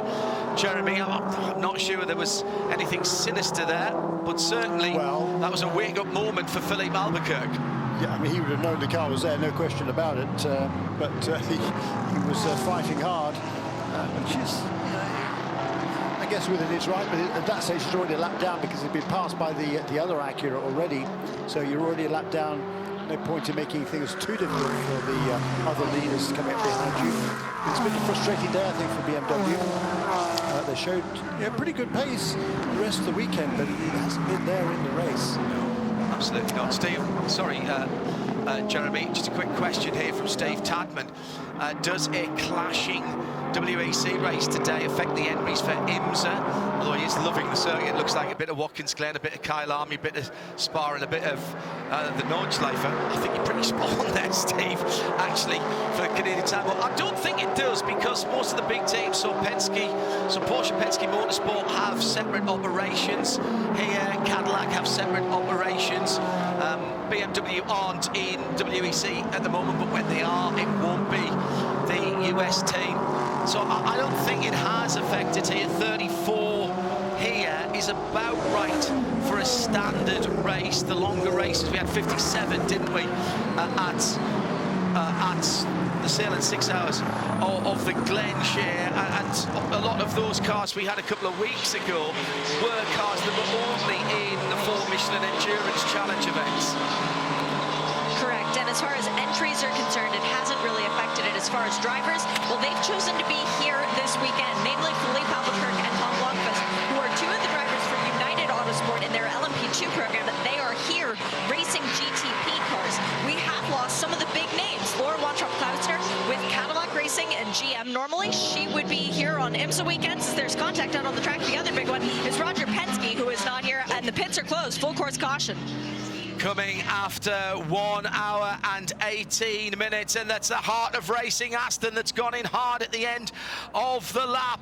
That was a car that was well up the field. This is the Ross Gunn Pro car, the number 23. Already the AMR IMSA Safety Porsche Cayenne is on the scene, and that is a big contact. The car looks in pretty good shape, save for the front of it.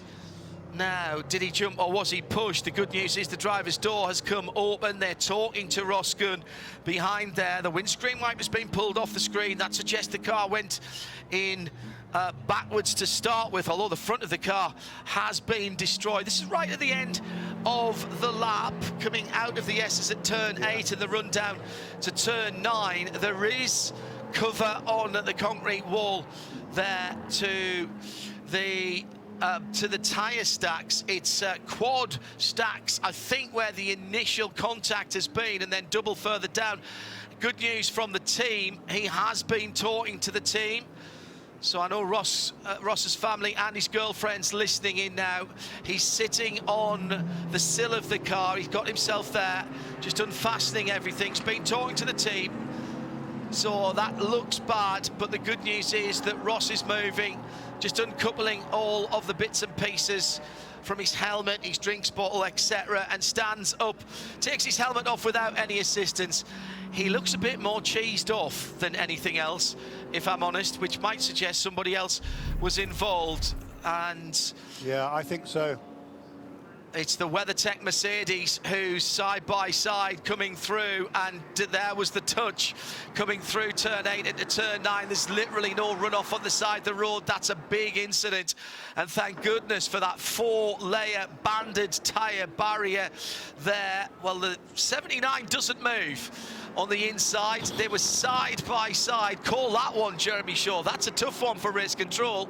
Well, yeah, but the number 79 car is on the inside line. He drifts out. He just twitched a little bit, didn't he, the car? And the number 23 car was already committed on right, absolutely alongside on the outside line. There's certainly a 23 car did absolutely nothing wrong there, in my opinion.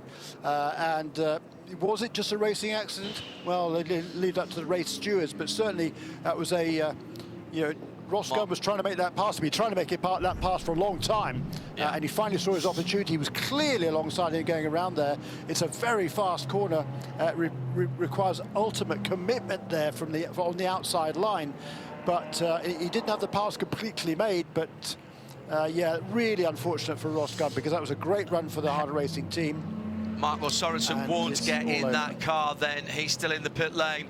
Philippe Albuquerque, Alex Riberos, who started that car. Marco Sorensen is in the other car. He was watching on from the pit lane. Philippe Albuquerque right behind that in the second place Acura GTP car, and was able, because of the more downforce in the GTP car, to tighten his line, which the WeatherTech car couldn't do. And Albuquerque went through the pair of them on the inside there, but a very close call indeed as those cars disappeared exiting stage left to the second place car. Full course yellow, the safety car is out. Hello to you around the world at IMSA Radio. Hello to Albert von Murik. The young lad is taking the pig at the race today. Weifler's not thrilled because that's another racing fan in the house. I think that's responsible, fair parenting, Albert. Thank you for that. And well done for bringing us the next generation of endurance racers. Well, Jeremy, we have had just on an hour and 20 minutes, 100 minutes of green flag racing, and that has been enthralling, riveting for me. I completely agree with you. Yes, it has, and really, I mean, the Acuras certainly seem to appear to have the upper hand here this weekend, but now the strategies become a little bit different, because the two Acuras were the first to make their first pit stops, and they are coming to make a stop, are they? That's interesting. Yeah, absolutely. With 100 minutes to go, both of the cars come in. Yeah. The 60 is further back down the pit lane, so it's the number 10 that's closest to pit out. Shea Adam is watching them both. Fuel and a drinks bottle for Colin Brown. Fuel and no drinks bottle for Ricky Taylor. They're doing new tires on both of those cars. We've also got both the Porsches into the pits now, and both of the Cadillacs, but neither of the BMWs makes a trip down to pit lane trying to get their laps back. So we have the 01 Cadillac doing tires as well. Very sluggish to leave the pit box was the number 60, and the first car back out was actually the number 10.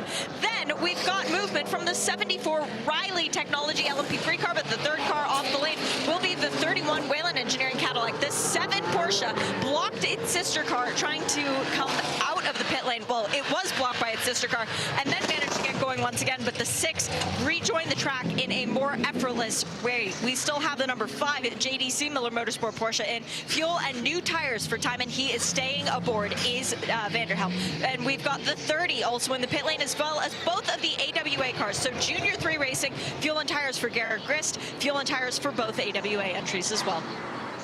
Hello to F1_Finn, who is finishing his day watching on Viaplay in Finland. Listen to most of WEC on our sister channel, and earlier plenty of other sports car and endurance racing coming through the RSL network.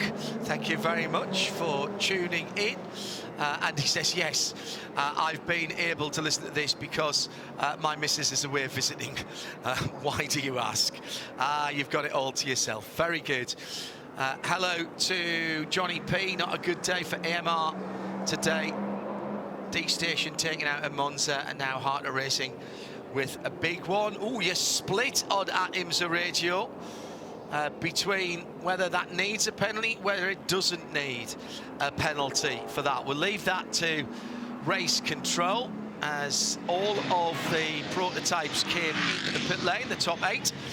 Staying out was the BMW Team RLL. Now that was Philip Eng, of course. He just lost the lead lap, so that's why he stayed out in 9th position. And now it's all of the GTs, and Shea Adam is watching the stops. And a pass in the transition lane. The 14 Lexus getting around the 12, because that is how they are pitted towards pit outs. That was very clever by the Lexus team. First car that is done with the service is $1,000 fuel and new tires for the Paul Miller Racing BMW. He was the first GT car onto the pit lane, and he's the first leaving. We've had a lengthier stop from the 27 Heart of Racing because they have done full service fuel, tires, and a driver change. Roman DeAngelis handing over to Marco Sorensen. Fuel and tires for just about every other car on the pit lane, including the FAF Motorsport Porsche, getting a lot of heat into their tires. And we finally have had a driver change down at the WeatherTech Racing Mercedes. Jules Gagnon out, which means Danny Junqueira, the fastest guy last year, has now taken over that Mercedes. So we'll let the field pack up again, Jeremy, behind the safety car. We're going to have about a minute, an hour and 8, 9, 10 minutes to go here. And we'll give you another VP Racing in-race update. We said in our Porsche keys to the race that traffic might be a problem. Well, cutting through traffic has been really, really entertaining and enthralling to watch for the guys at the front of the field. Some people doing it better than others. We've had precious few mistakes to bring people in for drive-through. And now we get to the last, 70 minutes or thereabouts.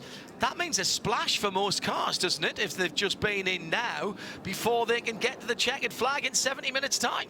Yeah, half a stint of fuel, so a fair amount of fuel they were going to need before the end. Certainly can't get to the end from here, even if there's a lot of yellow for the GTP cars. But what's interesting to me is that number 10 car has probably taken on a little bit less fuel than the particular number 60 car, because it's leapfrogged its way into the lead, and Alexander Sims has leapfrogged the number 60 car as well. So it's number 10 now leads from number 31, the 60 car that had been pretty much dominant in this race, down to third position for Colin Brown. He's got some work to do. That's going to be really interesting to see whether he can make that up. But what did we say, Jeremy, in Porsche Keys to the Race? Track position here is king. And we actually heard young Tom Blomqvist saying that to Shea in our Michelin countdown to green. Now, we have got a BMW off in amongst the track vehicles at turn 5 and 6, Moss Corner. That was the 24 of Philip Eng. He's hustling around, of course, because he's trying to get back on the lead lap, which I believe he has done. But that was very dangerous indeed, as the number 79 WeatherTech AMG is back involved in that incident. Daniel Hunkadea behind the wheel, just checking for damage on that car. Track position is king, so if that is what Wayne Taylor Racing with Andretti Autosport have done, and let's be candid about this, they know how to win motor races down there, WTR, with Andretti Autosport. As in now comes the 24 to get his pit stop away. You'd say fair play to the guys with the number 10 Acura. They've done exactly what needs to be done, as has the Wheel and Engineering Cadillac. Everybody's got to stop again, Jeremy. So they've taken track position behind the safety car rather than an extra couple of litres of fuel. Sorry, who was that, John? Both the 31 and the 10, it would seem, at the front of the field. Yeah, absolutely. Yes. And also in GTD Pro, the number 9 car, you remember that was the only one of the GTD Pro cars elected not to come into the pits at the kind of earliest opportunity to get to the end of the race from here. Whoa, oh, that was so close from Philip Eng. He was hustling around to get back to the pits to make his pit stop and came upon track cleaning as he was diving down the hill towards Moss Corner and locked it all up and just missed the back of the air dryer. That was a really, really sketchy moment. As not sure if he didn't see them or if he didn't see the flags. There should have been white flags out for cars moving slowly. There were definitely yellow flags waving, but Eng was trying to get his lap back, which he's done.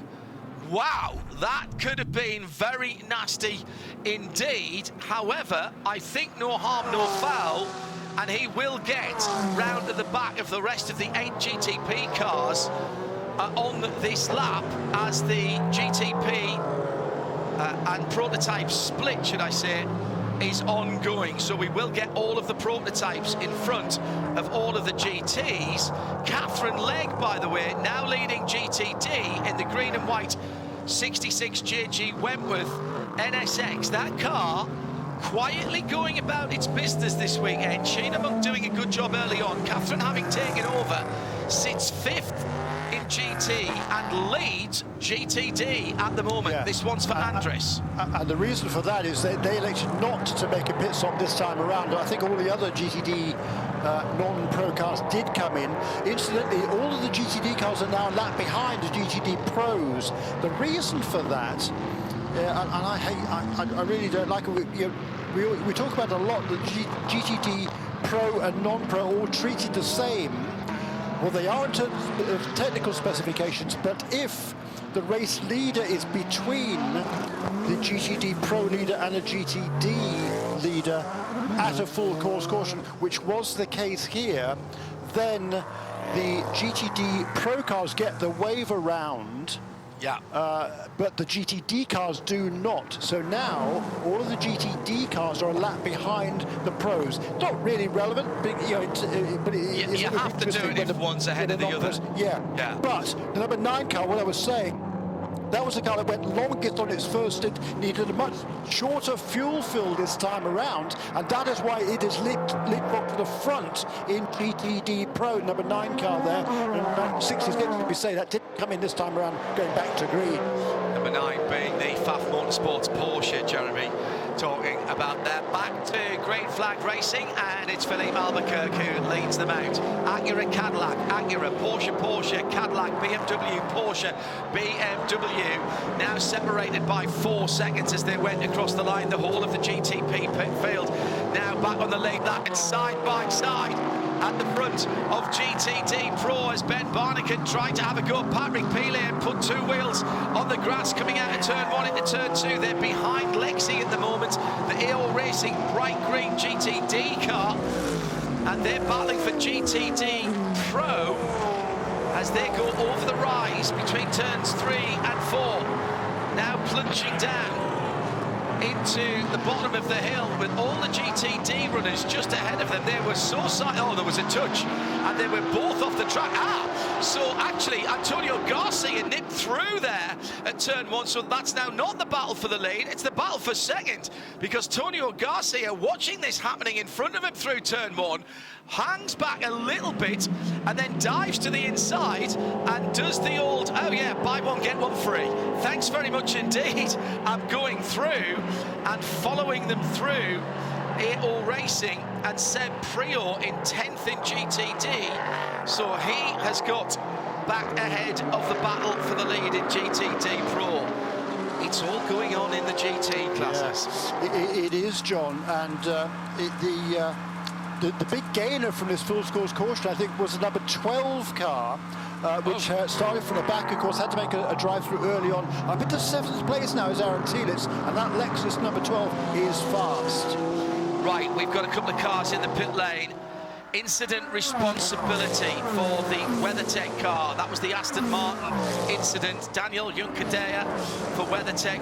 That car being given incident responsibility. Also, there'll be a drive-through for Philippe Eng for what's being called unjustifiable risk. The drive-through there. That is very interesting indeed for the number 24 BMW M-Team RLL hybrid V8, so it will have to come in, and there's problems for Alexis in the pit lane. Is this a championship leader here, Adam? Championship leader, the number 14, Ben Barnican. Jack Hawksworth put it on pole to start the race earlier today. A lot of white smoke fuming from this car, and now they're going to put the hood back on. Wonder if he did some radiator damage. Not sure if the smoke is from the brake ducts or indeed the engine, but they seem to think it's from the engine. They dropped the car off the air jacks. They're signaling to each other. Maybe we'll have to take this behind the wall. Travis, who's the lead engineer on this car, now talking to the guys up on the box, but it looks like the streak of podiums dating back to March of last year is about to come to a close for the 14 Lexus. Huge championship implications. They're trying to cool down the left front of that car, and it's going behind the wall. Massive this, Jeremy, for the championship, moving into the second half of the season. And what a run they've had, what momentum Lexus have had in both of the championship. There's talk of this car, or at least one like it, going into the WEC next year whilst they wait for the new version of their GT3 car to come online. And that is a real turnabout at the top of the championship, Jeremy. Absolutely, it is heartbreak for that Vasser Sullivan Lexus team. They've been absolutely flawless this season, and just curious, as you have two engine problems. Well, I don't know whether it's an engine problem or not yet, but it certainly wasn't number 12 car this morning after the warm-up. That car was into the pits. There's Frederick Schandorf muscling his way through some traffic there in that McLaren. He's set the fastest lap in the race fairly recently in GTD. By the way, number 70 car, and Schandorf is absolutely flying. That's up now into the fourth position. Or is it third? Has he got, no, he hasn't gone past Phil Ellis yet, has he? He has just gone past Phil Ellis and Mike Skeen, so he is up into... He's gone past both of them, yeah, right. That was another buy one, get one free. So ahead of him is the... Oh, no, actually, that is Mike Skeen, still just ahead of him, I think. But he has taken a couple of cars. He must have gone by... he must have gone by the Courtney car as he went through. So Inception Racing going through past the Mercedes and the Hartner Racing car as well. Actually, that was the other car, Marco Sorensen, that he went past there. So another buy one, get one free for the McLaren, the red and black car. Let's go down to Shea Adam for an update on the championship leading Lexus from GTD. There was water everywhere in the engine bay where it shouldn't have been, so they've taken it back to the behind the wall so they can get more eyeballs on it. They think a hose could have come off, or it could be a punctured radiator. GTD Pro, I should have said it was number 14 car, Ben Barnican, then behind the wall after, frankly, a perfect run from Jack Hawksworth and the team to get pole position and lead the race. Antonio Garcia for Corvette now leads in an area of the world where GM is very big, got a manufacturing plant not too far down the road from Bowmanville. Then it's Porsche in second with Patrick Peely and Pfaff Motorsport, very much a Canadian team, and Daniel Hunkadea for WeatherTech Racing in third position. In GTD, Catherine Legg leads for Gradient Racing. New clothing partner for them this week, Chervaux, the premium golf apparel manufacturer.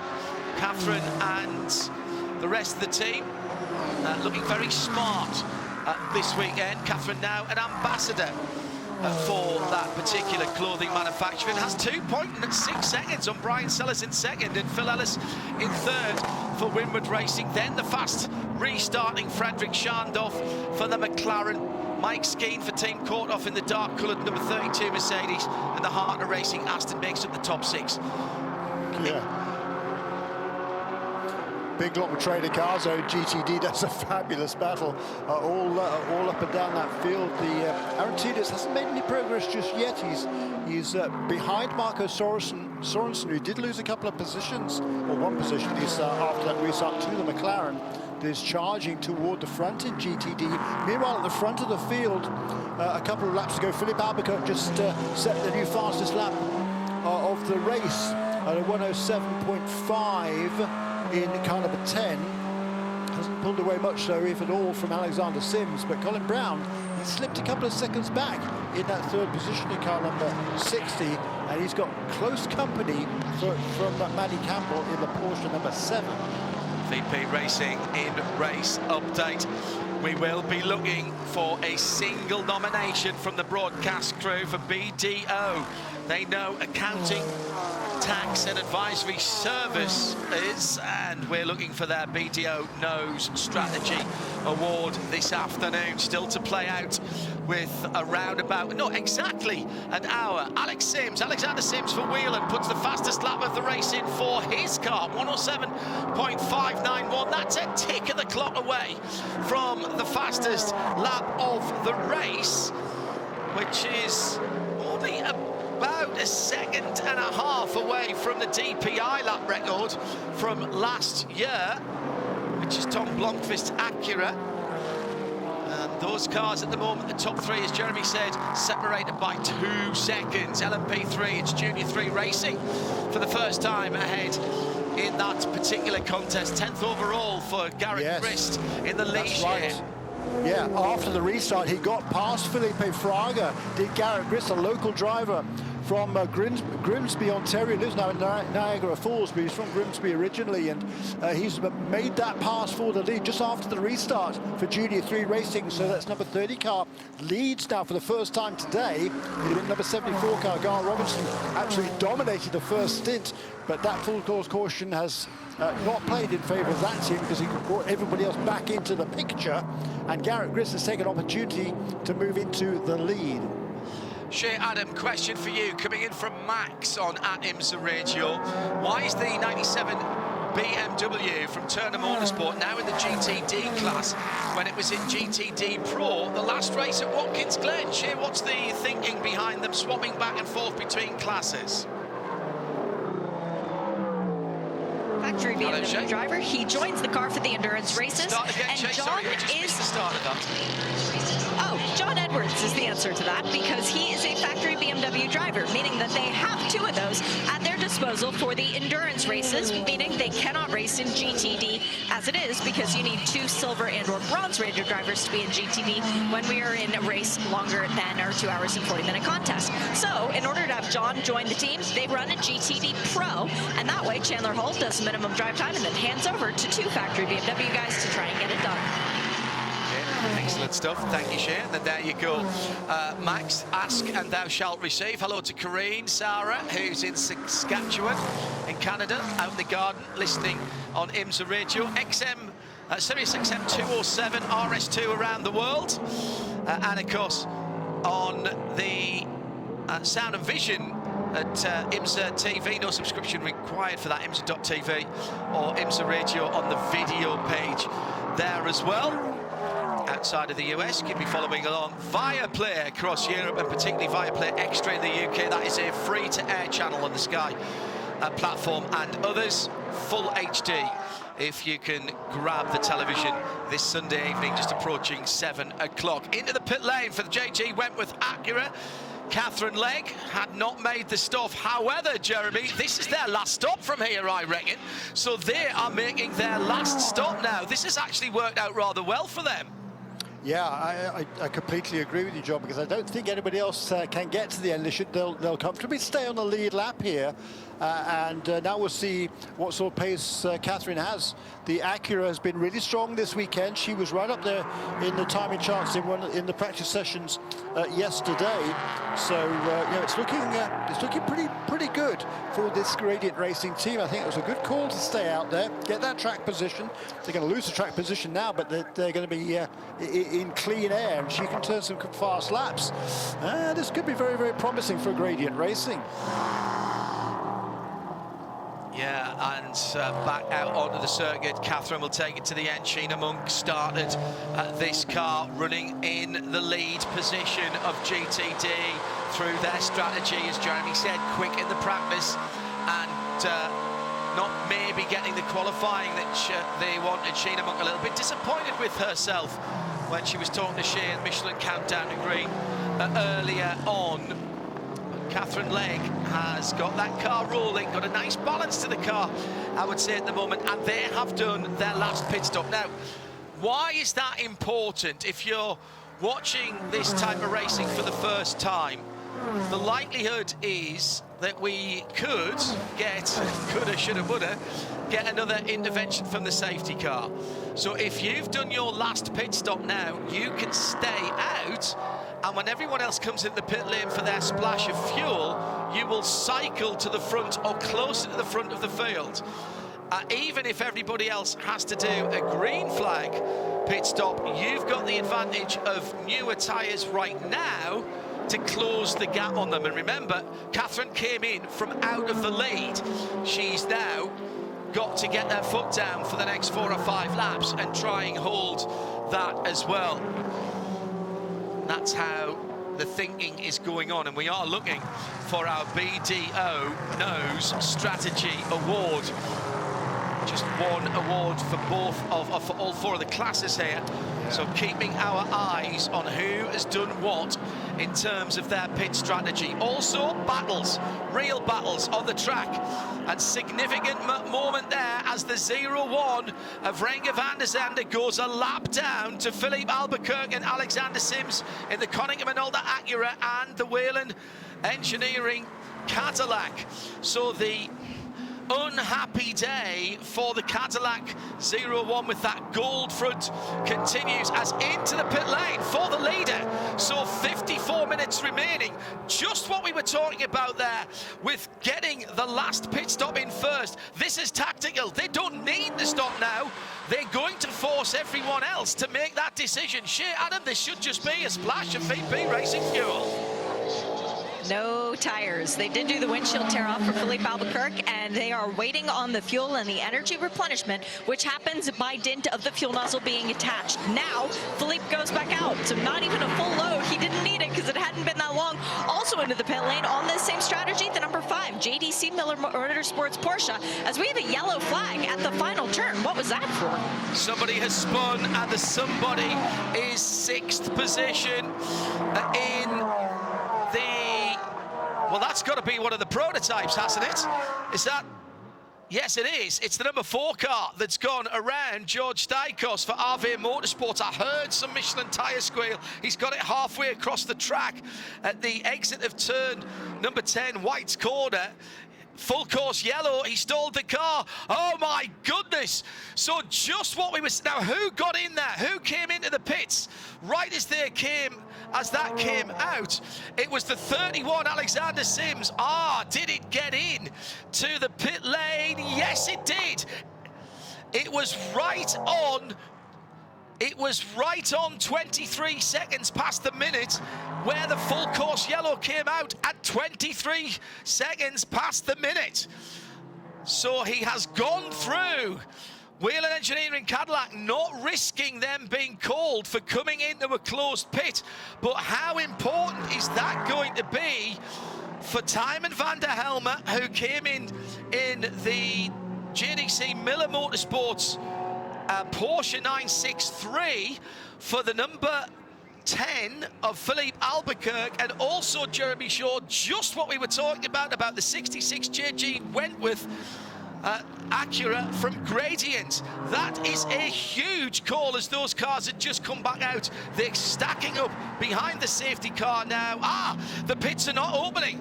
It's a short yellow. Yeah. As you were. Explain short yellow. Yeah, 15 minutes after a green flag, after a restart, any other full course caution within 15 minutes of the restart means a short yellow. The pits will not be opened during this sequence. We went green with 1 hour and 7 to go. This caution came out with how long to go? 52. 53. So yeah. It was jolly close to that 15 minutes. I tell you what, not quite. So that's bad news for that team, but brilliant news for number 10 car and a number 5 that have now made their final pit stops. However, do you know what? I think that Whelen car would have been allowed that pit stop because it was committed. Literally, it was on the pit lane marker on the. Pit lane entry as the full course yellow was called. Literally, it came out 54 minutes and 23 seconds past the hour, and Alexander Sims came in at 54 minutes and 23 seconds past the hour. So, yeah, well, did he get to the commit line? That's the question there. Well, he had been past the commit line because he was actually at the pit lane sensor. Well, there you go. Okay. However, they didn't want to risk it. No, we need to try and have a chat with them about that one. That said, it's not the advantage that everybody hoped for who made their last pit stop, but what they've got back, Jeremy, is their pit lane stationary time, because now they're backed up behind the safety car. And so for, let's say, Catherine Legg, who came in from the lead and dropped the better part of 50 seconds to the leader in GTD, she's now going to be in the safety car train, albeit 11 cars behind the leader, but literally 11 cars behind the leader, and that'll be it. See above comment for Philippe Albuquerque in the Koenigsegg Minolta Acura, who dropped again 45-50 seconds behind the leading Acura. He's going to end up something like 5 or 6 seconds behind as they go back to green. He doesn't have to stop again. Right, so it's played into the hands of several teams, particularly, as you said, number 66 car in GTP. It's number 10 and a number 5 that will benefit massively from this, because they're done in terms of pit stops. Everybody else will have to make a pit stop, I think, before the end of this race. And so, wow. And for number 31 car, really unfortunate for them. It lost, I guess they lost a couple of positions today, because they got still back now third. number 7 car as well. Yeah, on the previous lap he came round ahead of the behind number 7 car, so they're in 3rd position, right? So they only cost them 2 positions, but and ultimately they haven't lost a... Okay, we were saying in the Porsche Keys to Race, track position is king. They haven't lost a lot of real estate.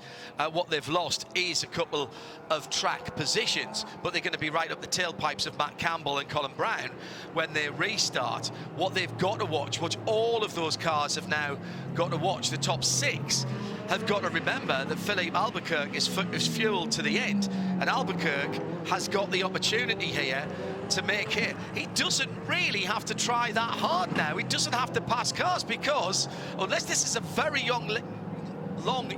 actually nobody can go to the end that's ahead of him here. Even if we have extended yellow here, surely nobody can go to the end, Jeremy. No, they can't. So they're in great condition here, no question about it. Live by the safety car, die by the safety car. Often we say that about traffic. Well, absolutely quality stuff. Dramatic, says Ollie. Not sure where you are in the world. He says, what a dramatic race this year. I'm happy. Hashtag Michelin PRT. Our visual part of the race ends shortly after the checkered flag and a few interviews, but that's the start of the conversation on IMSA Radio as we have Michelin post-race tech for you. Hashtag Michelin PRT. Points are rising, questions. That's something that you've noticed, something you need clarifying, or just generally want to have a rant or praise. That's fine too. It is the show that is driven editorially by what you submit on IMSA Radio RS2 via imsaradio.com and the Listen Live feature after our World TV broadcast. We'll also bring you up to date with the championship standings and have some additional driver interviews from around Victory Circle. That's all to come on Michelin PRT at IMSA Radio, hashtag Michelin PRT. You ready for this, Jeremy? Yeah. Hold your breath. This is going to be fun, I think. Are we going to have some more argy-bargy with just on 3/4 of an hour to go? Stand by, everybody. Shuffle to the front of your seats if you're not already standing up as we are. Oh, big slide by Colin Brown. He lit up the rear tyres. The Michelin's trying in protest as he tried to get on the throttle, but the Acura is just about held onto it as he goes through ahead of Matt Campbell.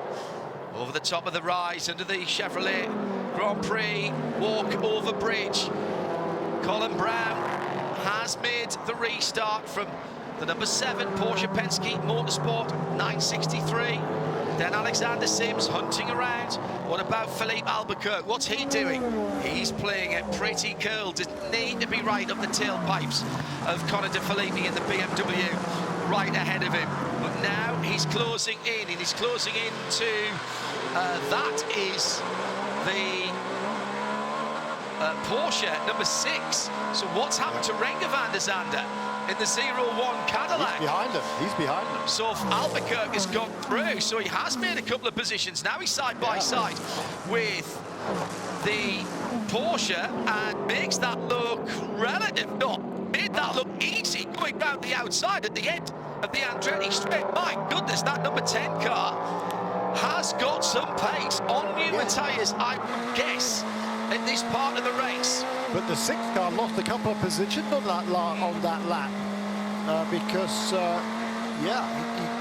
he's struggled. He's got passed by number 10 car and the 01 as well. So Renger van der Zande went past Nick Tandy. Philippe Albuquerque went past Nick Tandy. Porsche fans, don't panic. We have seen in the past that the 963s do need a little bit of care and attention, bringing the tyres back up to temperature and pressure, and there's no better driver to do that. The Bedfordshire's finest, Nick Tandy. The number 24 car, by the way, John, Philippe Eng, that just made a pit stop. Yeah. After we went back to, as we went back to green, so he's good to go now. He's apart from number 10 and number 5, which already made their final stops before that caution period. Number 24 car has now made his final stop. So if there is another false caution, that'll play into his favour. So now, how long do these other leaders stay out before making their final stop? Yeah, if you haven't got an entry list handy, the 10 is the black and blue Konica Minolta Acura. The 5, the bright red JDC Miller Motorsports Porsche. And now the 24 BMW in the hands of Philippe Eng. Bright yellow Porsche, sorry. The number 5 car for JDC Miller Motorsports. Doing a really nice job, Carmen van der Helm. Yeah. Hanging right there with Nick Tandy and Colin Di Filippi directly ahead of him in number 25 BMW. Nick Tandy directly ahead of both of those two. There's been a change in GTD Pro. No, there hasn't. Patrick Pilet is still sitting in behind. There wants to be. Corvette. There wants to be. Yeah, very good point. Patrick Pilet hunting down the Corvette that leads, and then Daniel Juncadella from WeatherTech Racing is only a couple of 3 cars behind. The problem is they are all GTD cars, and at this stage of the race, pretty much all of those GTDs have got a pro driver in. So in terms of performance potential, they're all exactly the same. Colin Brown's just gone through to clock up the fastest lap of the race at 1:07.562. Matt Campbell, not to be outdone, well, was slightly by about a tenth of a second, has just put the 963 number 7 car's fastest lap of the race in. But it's the GTD battle that is absolutely outstanding at the moment. Brian Sellers leads GTD, and the number 97 car at the moment needs to be dealt with. That's the blue and black Turner BMW by the pro leader. It has been, and following through, Patrick Pilet in very much the local team, Pfaff Motorsport. They normally run with a little more plaid on the car than they've got this weekend. Juncadella's not that far back, and they're mainly white with the blue and red swooshes of WeatherTech on it as he tries to get through that slew of cars. And Brian Sellers still leading in the GTD category from Winward Racing in second, the 57 car, that's the blue and black car, the AMG behind him, and then Frederick Scharndorf. Good run for the McLaren here, and Inception Racing, the black and red number 70 in third in GTD, Jeremy. Yeah, very much so. We saw Scharndorf charging in between those 2 caution periods, and he's now right up behind the Winward Racing car. That is a battle for 2nd and 3rd position, as you say. So he's just as Mike Skeen ahead of Mike. So it's Brian Sellers, Philip Ellis, Frederick Scharndorf, pretty much nose to tail. Very short gap back to Mike Skeen, then Marco Sorensen, number 27, Harter Racing Aston Martin, then the Lexus Valentinitz, who has made up. Who's fallen back then? Number 14 car is in the pit lane. That's one that had a problem with it. Sorry, scratch that. But really quick lap times by our race leaders, John. They're now lapping regularly the GTP cars in the 7s. As you said, the fastest lap of the race for Colin Brown a couple of laps ago. But now also into the 7s on this last lap, Matty Campbell and Alexander Sims. So the top 3 cars, Acura, Porsche, Cadillac, running pretty much nose to tail and running very similar lap times and pulling away from Renger van der Zande, who's just set his fastest lap of the race, a 1:07.895 this time around. Philippe Albuquerque is the first car in the blue and back Acura ARX06, the number 10 car, that has made what we believe is its last pit stop. Is it last pit stop time for that car? Shea Adam is down in the pit lane and has been quizzically staring at people and is waiting for them to brake and give them the honest truth about where they stand fuel-wise, Shea. I really appreciate how honest people are with me. Several of the teams in GTD feeling like they are good on fuel. A couple of the cars with higher burn rates not, though, and those would be the Mercedes. I just got the update from Baz Leiders with Inception. He says the McLaren should be okay. So Frederick Schandorf has it turned up to Rich right now to try and get track position. That doesn't necessarily mean that he can keep running like that to the end of this one. And here are the pit stops at the front of the field. Did not expect to see Catherine Legg coming in either. I thought that was her last pit stop just before the yellow flag. I think that's a problem. Meantime, at the front of the field, Matt Campbell is in. The 31 Wheeler Engineering Cadillac is in. Renger van der Zande is in. So Philippe Albuquerque, of course, vaults past them, having made his last pit stop just before the last yellow, and is now fewer than 8 seconds behind Colin Brown. Shea Adam watching the stops. Fuel only for all of the prototypes you just mentioned, John. No tire changes for any of them. And a windshield tear off. That's all they gave Renger van der Zande. But other than that, fuel for those cars. The Acura of Catherine Legg into the pit lane. It looks like it's going to be a lengthy stop. They are now pulling off the left rear tires, so it could be something suspension related to that Acura. That is very unlucky. They nailed the tactics all right. They got a little bit of luck given that the yellow flag came out, but that's why you make the last stop first. And they came out of first position in GTD, let's not forget. So you can't say they were lucky at that point. They'd gone long, they'd played the cards that they'd been dealt, and that looks like an unfortunate mechanical for the JG Wentworth green and white gradient racing machine. Now into the pit lane, Nick Tandy for his last pit stop with the purple pit lane running lights, comes down for what will be a splash of fuel, and still the Acura of JG Wentworth, the 66 gradient car, sitting in the pit lane. Little bit of struggle getting the fuel hose into the left-hand side, the hand from a member. Wow, that was about 4 or 5 seconds, that's all. They were close to the end of the race, and Nick Tandy now with a spin at Moss Corner. And it's an accident between the Lexus and one of the BMWs. It's one of the Turner cars. That is the number 96 machine that's gone around. That's Aaron Thielitz and Robbie Foley who've come together, and the suspension damage to the left front of the Liqui Moly Turner BMW. And that, now, can that car struggle about 20 metres forward and to the left? Otherwise, we're going to have another yellow flag. And that is going to, there goes all the advantage that Philippe Albuquerque had. Colin Brown, I reckon, needs to be in the pits right now. Yeah, Brown needs to be in the pits right now, that number 60 car. If they don't, he's gone through. He's gone through, Jeremy. This might be the race right here. Yeah. He had an opportunity to come in, certainly, but he didn't. The Lexus has got going again after that contact, but number 96 car doesn't seem to be going anywhere. Lexus is not on the speed.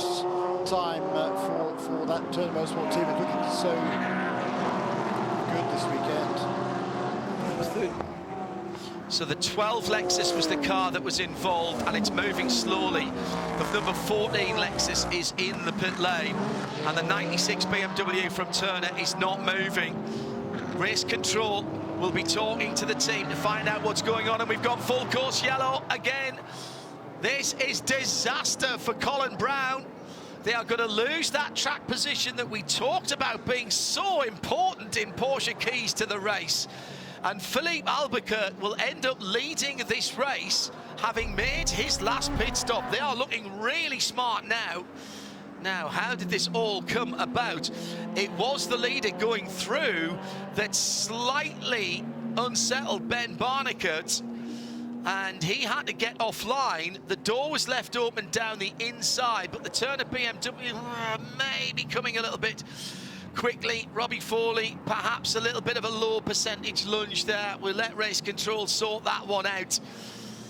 Certainly no intent there, right in front of the Corvette that's leading GTD Pro. And again, a class leader seeing a bit of contact right in front, and he's just out of the way of being able to get that car behind the wall. What a shame. Question is, John, can the number 60 car get to the end here with this extra caution? The pits will be open now, so we'll go through the whole pit stop sequence. It'll be open first of all for the prototype cars, because it hasn't been 15 minutes before we went back to green, but the previous caution was a short yellow, so the pits were not open during the last sequence. They will be this time, so that's going to take up at least 15 minutes worth. And can the number 60 car now potentially get to the end? We'll find out whether they bring that car onto pit lane once the pits are opened. Shea Adam has news from Gradient Racing. The JG went with blue and grey number 66 Acura. That car came in from the lead, made its last pit stops first, and was looking in pretty good shape, Shea, and then that's an unexpected stop. What's going on? Cat lost brakes. That was the problem for the 66 Acura. It's still in the pit lane. The work continues. That's a shame, and nothing you can do with that. This is not a circuit that you can drive without brakes. Few racetracks are, to be honest. Right, very quickly, let's have, with 33, call it 34 minutes to go, VP Racing in-race update. At the front of the field, Colin Brown, yet to make his third stop in the number 60 Acura ARX 06, has behind him Philippe Albuquerque, who is fueled to the end for sure in the Konica Minolta Acura from Wayne Taylor Racing with Andretti Autosport, the Konica Minolta car, the blue and black machine. BMW M-Team RLL have worked their way through to third position in the number 25 car. JDC Miller Motorsports, the bright yellow Porsche 963, Tymon van der Helm, but Mike Rockefeller started that car. The number 5, bright yellow, the banana boat, the yellow submarine, call it what you will. In only its, third outing with the team, that car now in fourth position, ahead of Porsche Penske Motorsports 963 in the hands of Matt Campbell. And we know that those two Porsches have made their final pit stop, as has the number 31 Cadillac Whelen Engineering, the black rear end, or dark grey rear end, and the red front end of the 31. Alexander Sims behind the wheel. Nick Tandy's made his last pit stop. He can go full rich to the end as well, in 7th place in the number 6 Porsche Penske Motorsport 963. See above comment for Renger van der Zande in the Cadillac and Philippe Eng in the 24. No, it's really only the number 60 car, John, correct, that kind of maybe owes us a pit stop, and that's what we're going to find out very, very shortly. Maybe. If I mean, they had the opportunity to come in, and there's a lot of brain power on that Meyer-Shank Racing team. Dale Wise, who for many years was strategy engineer, he retired recently. Dale's been in this sport a long, long time, back in the old True Sports days, actually. And we've been with Mike there pretty much since they set up together, because Mike initially ran a Formula Ford car out of the True Sports shop way back in the 90s. And pits are open for the prototypes, Jeremy. So we've done the GT. We've done the GTPs quickly. Let's run through the LMP3s. It's still Junior 3 Racing leading with their Ligier number 30 from Felipe Fraga and Matthew Bell.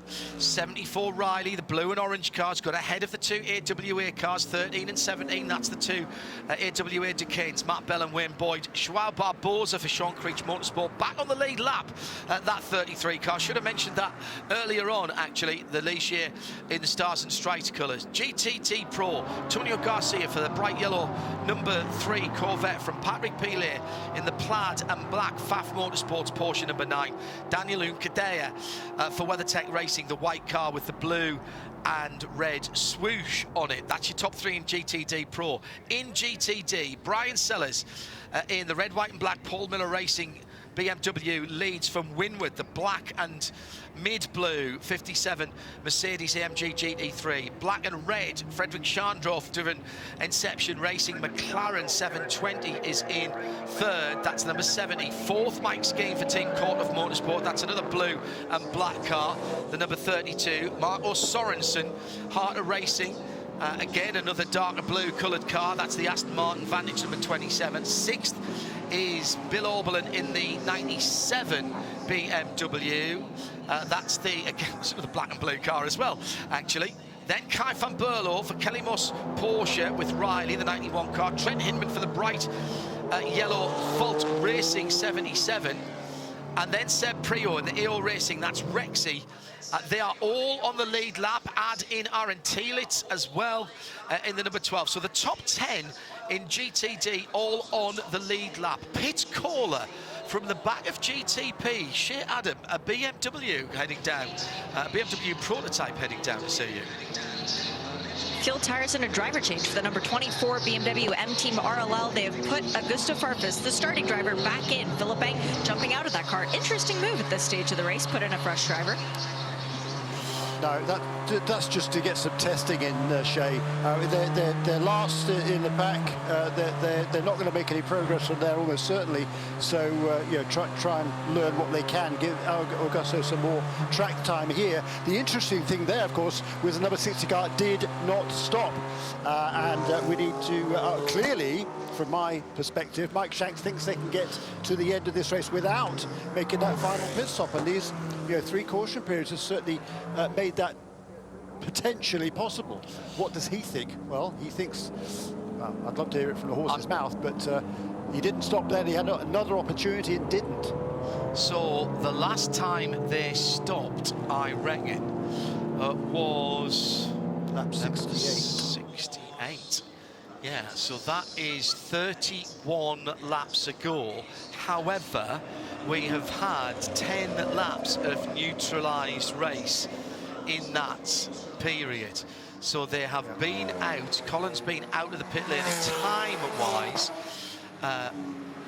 for, what, 50 minutes already. And they've got 28 minutes to go. Yeah, that's right. They came in with about an hour and 15 to go. These cars, as we saw, they can do about an hour. We saw the what was the car that went out longest? It was a Porsche, wasn't it? That ran an hour. Number 7 car. Yeah. Ran the longest in that first stint before coming onto the pit lane. And IMSA works pretty hard to make sure that the stint lengths that are possible by these GTP cars are as similar as they can make it. The number 60 and number 10 car, they opted to come in a little bit sooner because from there they were just making it would have been 3 equal stints, 2 pit stops and 3 equal stints for them. But this is just a fascinating motor race, and you know, can this play out now with this extra caution? Without this caution, they would have been really struggling. Absolutely. But with it, possibly it's made the difference. Well, we won't know, John. I mean, for the BDO strategy call, we're not going to be making that, I can tell you now, at least from my perspective, until 2 hours and 40 minutes and whatever to finish to take the checkered flag. Hero or zero? That's the question at the number 60 pit. Hello to Mitchell, who've switched over to listen to us for the last 30 minutes. But what a fantastic race we've had today at Canadian Tire Motorsport Park. You're right, Mitchell. Absolutely right indeed. Don't forget, when we finish on the world feed for TV, we carry on RS2 IMSA Radio via IMSARadio.com. We've got Michelin post race tag. That's hashtag Michelin PRT at IMSA Radio, and we'll rattle through some of your questions, points arising, and what you've thought of this weekend here at Canadian Tire Motorsport Park. Hello to Blur Fiend. Sprint to the finish. Chance of rain, looks a bit grey, tuning in live from a warm Florida this afternoon. Hello, Blue Fiend. Cheering the Porsches, no doubt, the best of which is sitting at the moment in 5th position, but is fuelled to the end. The other question in my mind, Jeremy, and we've got to talk about this is in terms of our Porsche keys to the race. Yes, track position is king. So in that respect, you've got to say the 60 Acura has done the right thing. They're still in the lead. But do they need to save a bit of fuel and therefore either lean off that Acura engine or ask Colin Brown to save a bit of fuel? Because the cars behind absolutely don't. They can do full rich, full bore, full fat all the way for the last 20 minutes or so. Absolutely nail on the head, John. Yes, that is absolutely the case. It won't be easy, I believe, for the number 60 car to get to the end from here. It's a bit of a gamble, and yes, I think Colin Brown is going to have to save some fuel. But look, he's shown in the past he's well capable of that, well capable of everything else. Looking for his 5th win here at Canadian Tire Motorsport Park, in a perfect position to do so if he can stretch this fuel to the end. We've seen it's not easy to make passes here. No. He's going to have to be, and we also heard from Sebastian Bourdais how stressful it is mentally working your way through the traffic. He's got to work his way through the traffic and keep his car perfectly positioned, not to allow any opportunities for Philippe Albuquerque. And we've seen how desirous Albuquerque is of victories in the past. It's not easy to save fuel when you're going through traffic either, because that's when you need to be going back to the throttle nice and early. That's when you need to be leaving your braking super late and staying on the throttle till the very last moment of your braking point when you're carving through traffic. Colin Brown is a very capable driver, getting the opportunity with Acura of having been one of the leading lights in terms of pacing IMSA competition for some time. He's going to have, I'd guess, 4, maybe 5 laps before he starts hitting the back of the traffic. I'd suggest that is not the time for fuel saving. That's the time he's got to try and get his foot down and try and break the toe with Philippe Albuquerque. We have 24 minutes remaining. A question mark over the number 60 Acura in terms of its fuel. I'm not even sure the team know. Michael Shank on the box was looking nervous as they came to the green flag. And Philippe Albuquerque has allowed Colin Brown to get away here. That's a fantastic restart by Colin as he goes down to the bottom of the hill at turn 2.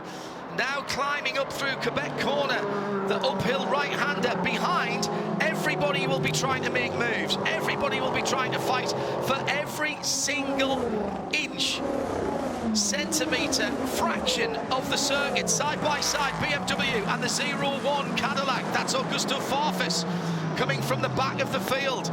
He's just got into that car to run it to the end.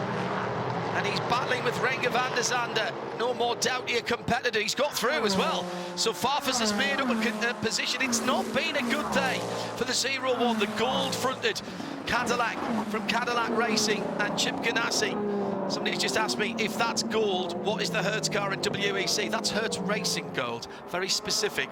And Cadillac have asked us to say that is the gold car in the Cadillac stable. There's a gold, a blue and a red car. Yeah, and there's a yellow Porsche. Doing very well. Old Cadillac. Yes, absolutely. And the yellow Porsche in 4th position with Tymon van der Helme behind the wheel has got the 2 works cars, the 2 Porsche Penske Motorsports in behind him. And that's been a great run. Then behind them, and closing very quickly is Alexander Sims in a very quick 31 Cadillac. Yeah, that's exactly right, because the number, well, yes and no. He lost a position at the restart to number 6 car, and the number 01, the other Cadillac, also lost a position, as you said a few moments ago, to Augusto Farfus. So the Cadillacs apparently struggling to get their tyres up to temperature at this restart. Mark Rio saying, did you enjoy this race as much as I have? It's not finished yet, Mark. Hold your breath. Across the top of the rise, down towards turn number 8, the right-hander at the end of the lap and into the S's.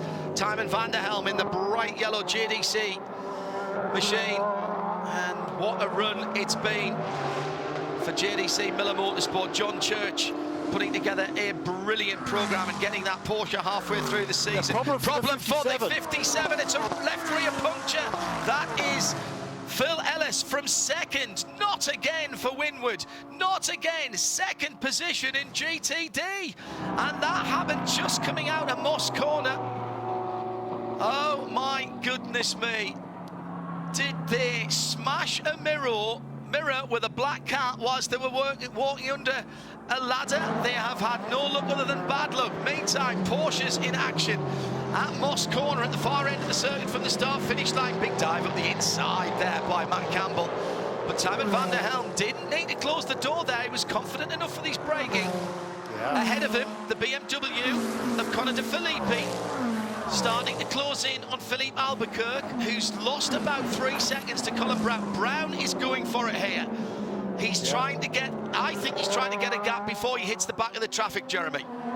Yeah, perhaps so. And he obviously feels confident, I think, that he can get to the end without having to save fuel. But Tymon van der Helm, that 19-year-old Dutchman, what a job he is doing in that 4th position for JDC Miller Motorsports. By far the youngest driver in the GTP ranks. There's a few 28-year-olds, Matthew Jaminet, Matty Campbell, and Tom Blomqvist, but he's nearly 10 years younger than anybody else in GTP. Doesn't show it, does it? He's driving brilliantly at the moment, holding off those 2 factory Porsches. Also a great battle in LMP3, Junior 3 Racing, Garrett Griss with Felipe Fraga on his tailpipes and Matt Bell chasing for AWA. That's 30, 74 and 13, and Felipe Fraga has just done the fastest LMP3 lap of the race with a 1:12.7. However, Garrett Griss just did a 1:12.8. Yeah. That's the fastest lap of that car in the race.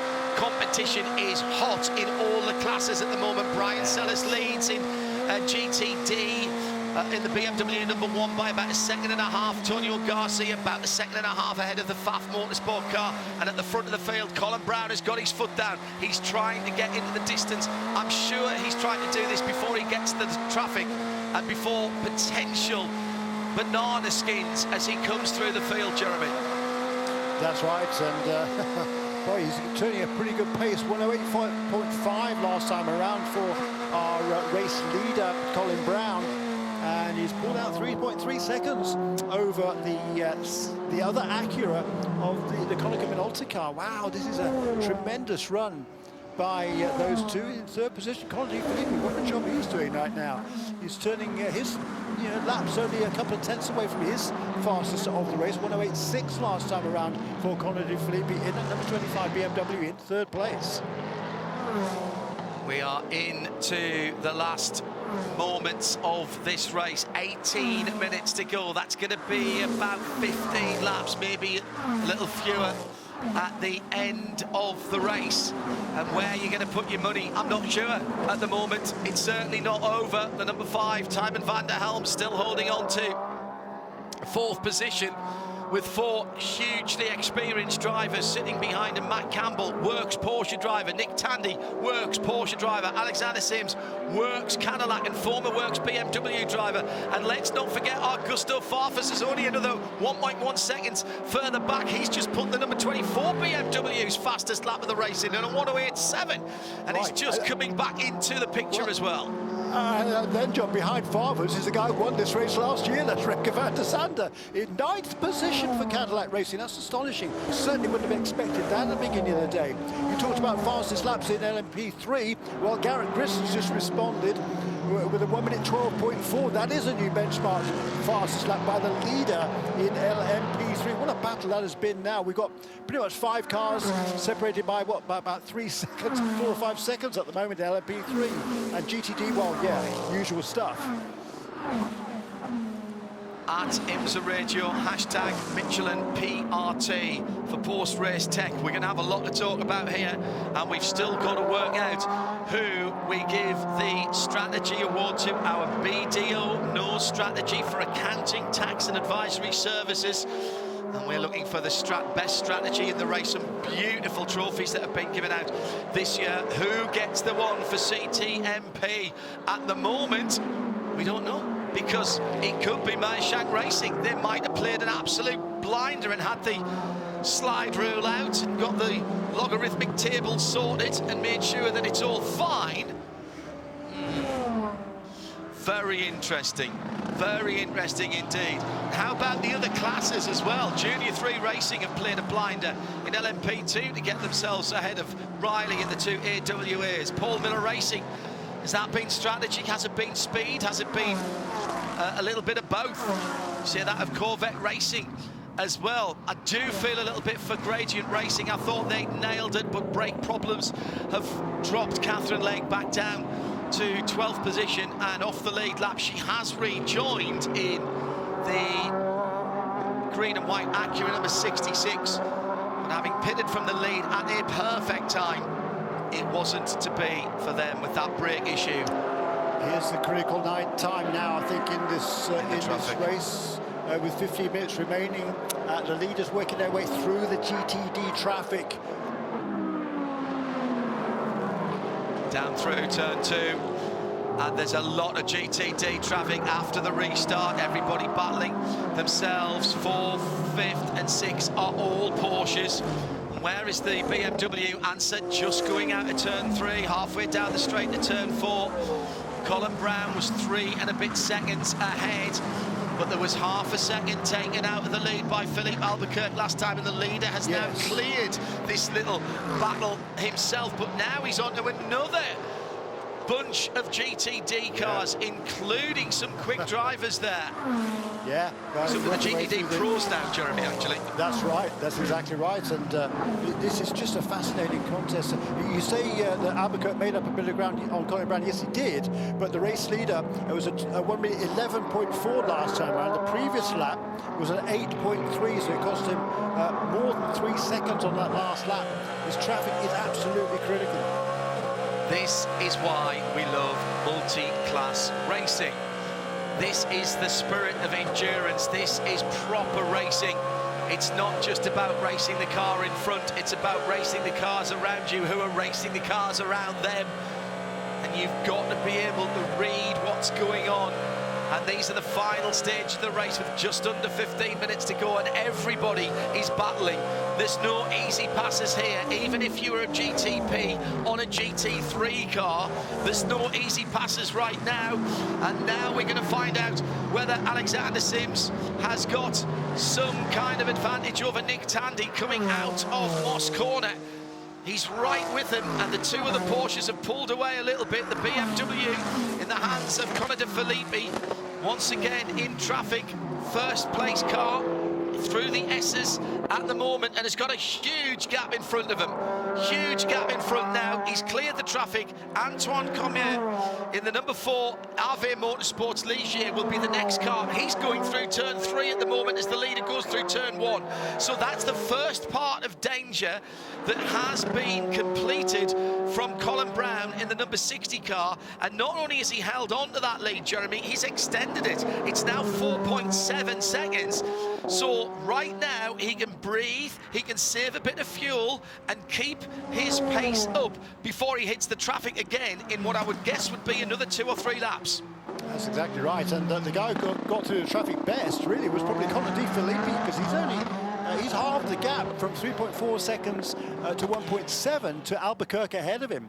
So that BMW is very much in the picture here. We talked about it, what, 20 minutes or so ago. We said the BMW's around a bit. Scratch that, they are not. No, not at all. It's all going very nicely indeed. At IMSA Radio, hashtag Michelin PRT.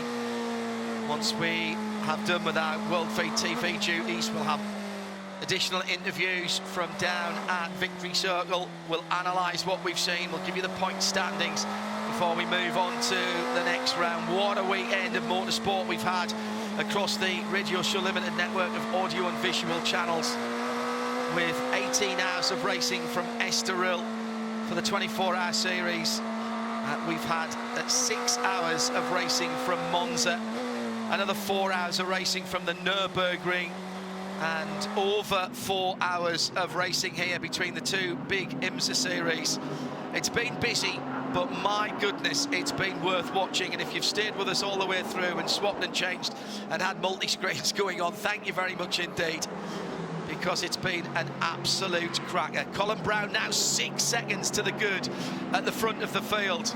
This is looking better and better for Meyershank Racing, looking for redemption after their indiscretion at Daytona. I'm going to revisit that. Those of you that follow this series know, but they were caught out for manipulating some data and disqualified from the Daytona 24 hours. That's cost them very dearly in the championship standings. And to be honest, Jeremy, since then, they've not looked in form, and they've been quick at times, but they haven't got the results that they would have hoped for. This might be putting that right. Yeah, absolutely right. I mean, they got a podium finish last time out, but that was inherited with the minor technical infraction for the number 6 Porsche 2 weeks ago. They weren't disqualified from Daytona. They were just put to the back, actually allowed to keep their win, which is rather bizarre. But they were put to the back of the field in terms of points and docked an extra 200 championship points as well.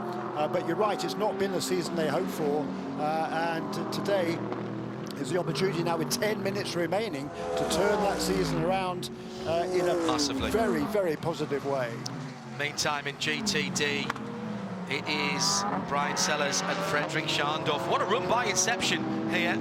The McLaren really yet to find its feet in GT3 or GT4 form in IMSA competition, been successful elsewhere. The new Artura was going well yesterday in the Michelin Pilot Challenge, but this is a good run from Inception, and they are challenging, genuinely challenging on pace for the lead here, with Team Korthoff in third and Paul Miller Racing leading that particular category. And I'm just going to say, Daniel Hunkadea has slowed, and both of the GTD leaders have gone through. Shea Adam was listening to that car.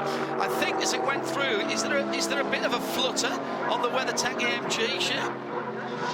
I don't think it's that car, actually, John. I think it's the 10 of Philippe Albuquerque. It just goes into turn 1, and now it's making the strangest rumble out of the Acura engine. I hope all's okay with it. Hello to Jane Stoller and Tom Harder. Jane's tuning in from Whitby, Ontario. Just about half an hour away from the track. Bitterly disappointed couldn't get there. But you are bringing me the sights and sounds of the race. Thank you very much for the kind word, Jade. And also Tom Harder, who is in Ottawa, or near Ottawa. Surely the BMW 25 has to be in the discussion for the BDO Nose Strategy Award. They made that very early pit stop work. It's hard to miss going to the track this year due to work, but still listening and watching. We have got some deliberation to do for sure for our BDO Nose Strategy Award, BDO Nose Accounting, Tax and Advisory Services, who has pulled the best strategic moves. But on the track, there's actual racing, actual fighting going on. About 2 cars lengths between first and second, with 8 minutes to go in GTD, down towards turn 1. Red, white and black BMW, black and red McLaren through turn 1, across the red and white curbs. You could not have 2 harder fighters than Brian Sellers and Frederick Schandorf. Neither of them will want to give this up. BMW leading at the moment. In third place, it's Mike Skeen for Team Korthoff. And remember, second place in the championship, with problems in GTD Pro. Vassar Sullivan not having their usual race here. They've been going so well. Aaron Thielit's down in 6th position at the moment in the number 12 car. Yeah, and he just got past Trent Hinman for that position, past number 77 car. So Aaron Thielitz is now up right behind Bill Arbelin in the Turner Motorsport number 97 BMW. Man, this is enthralling. I mean, right behind him and heading up the hill there. Now, we were talking earlier on about the teenager, Tymon van der Helm, sitting in 4th position.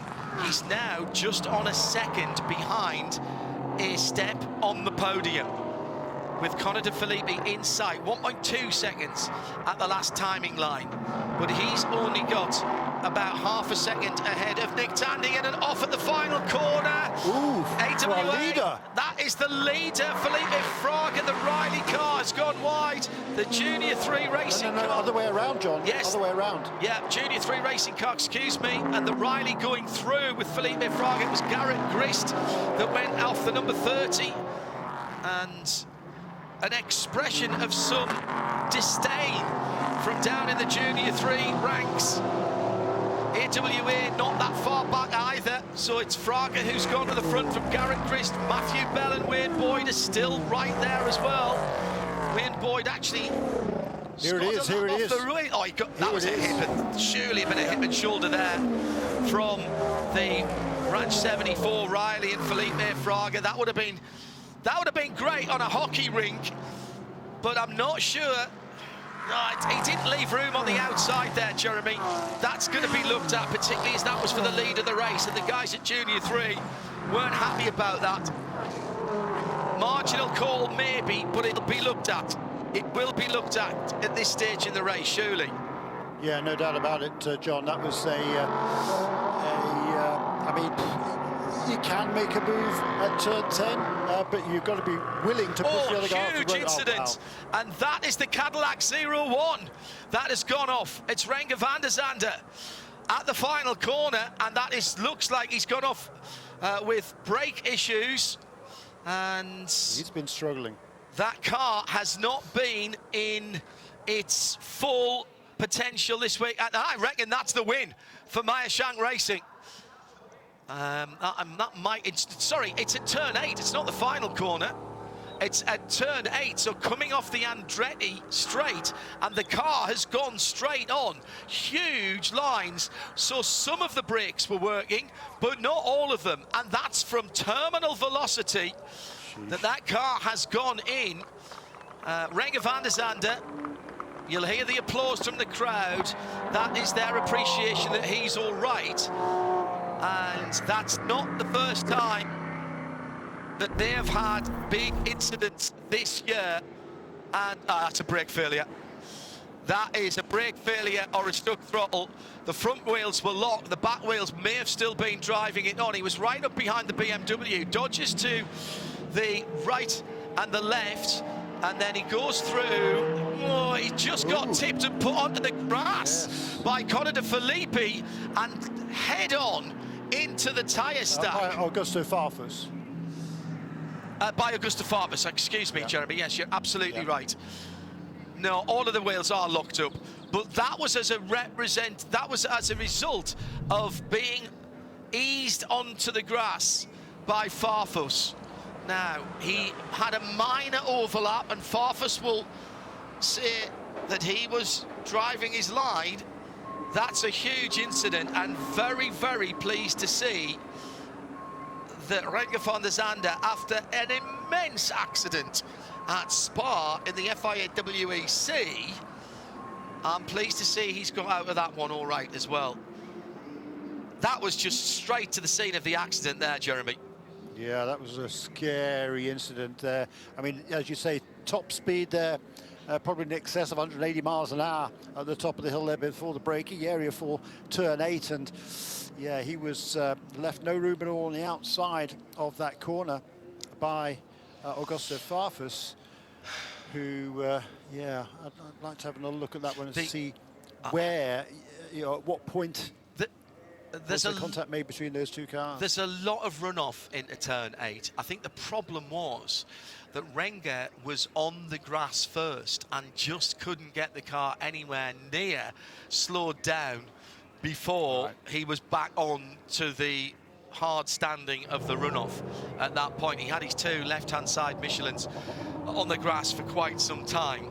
Took out a couple of the Correx advertising boards. That wasn't an issue. The white flag's out, by the way.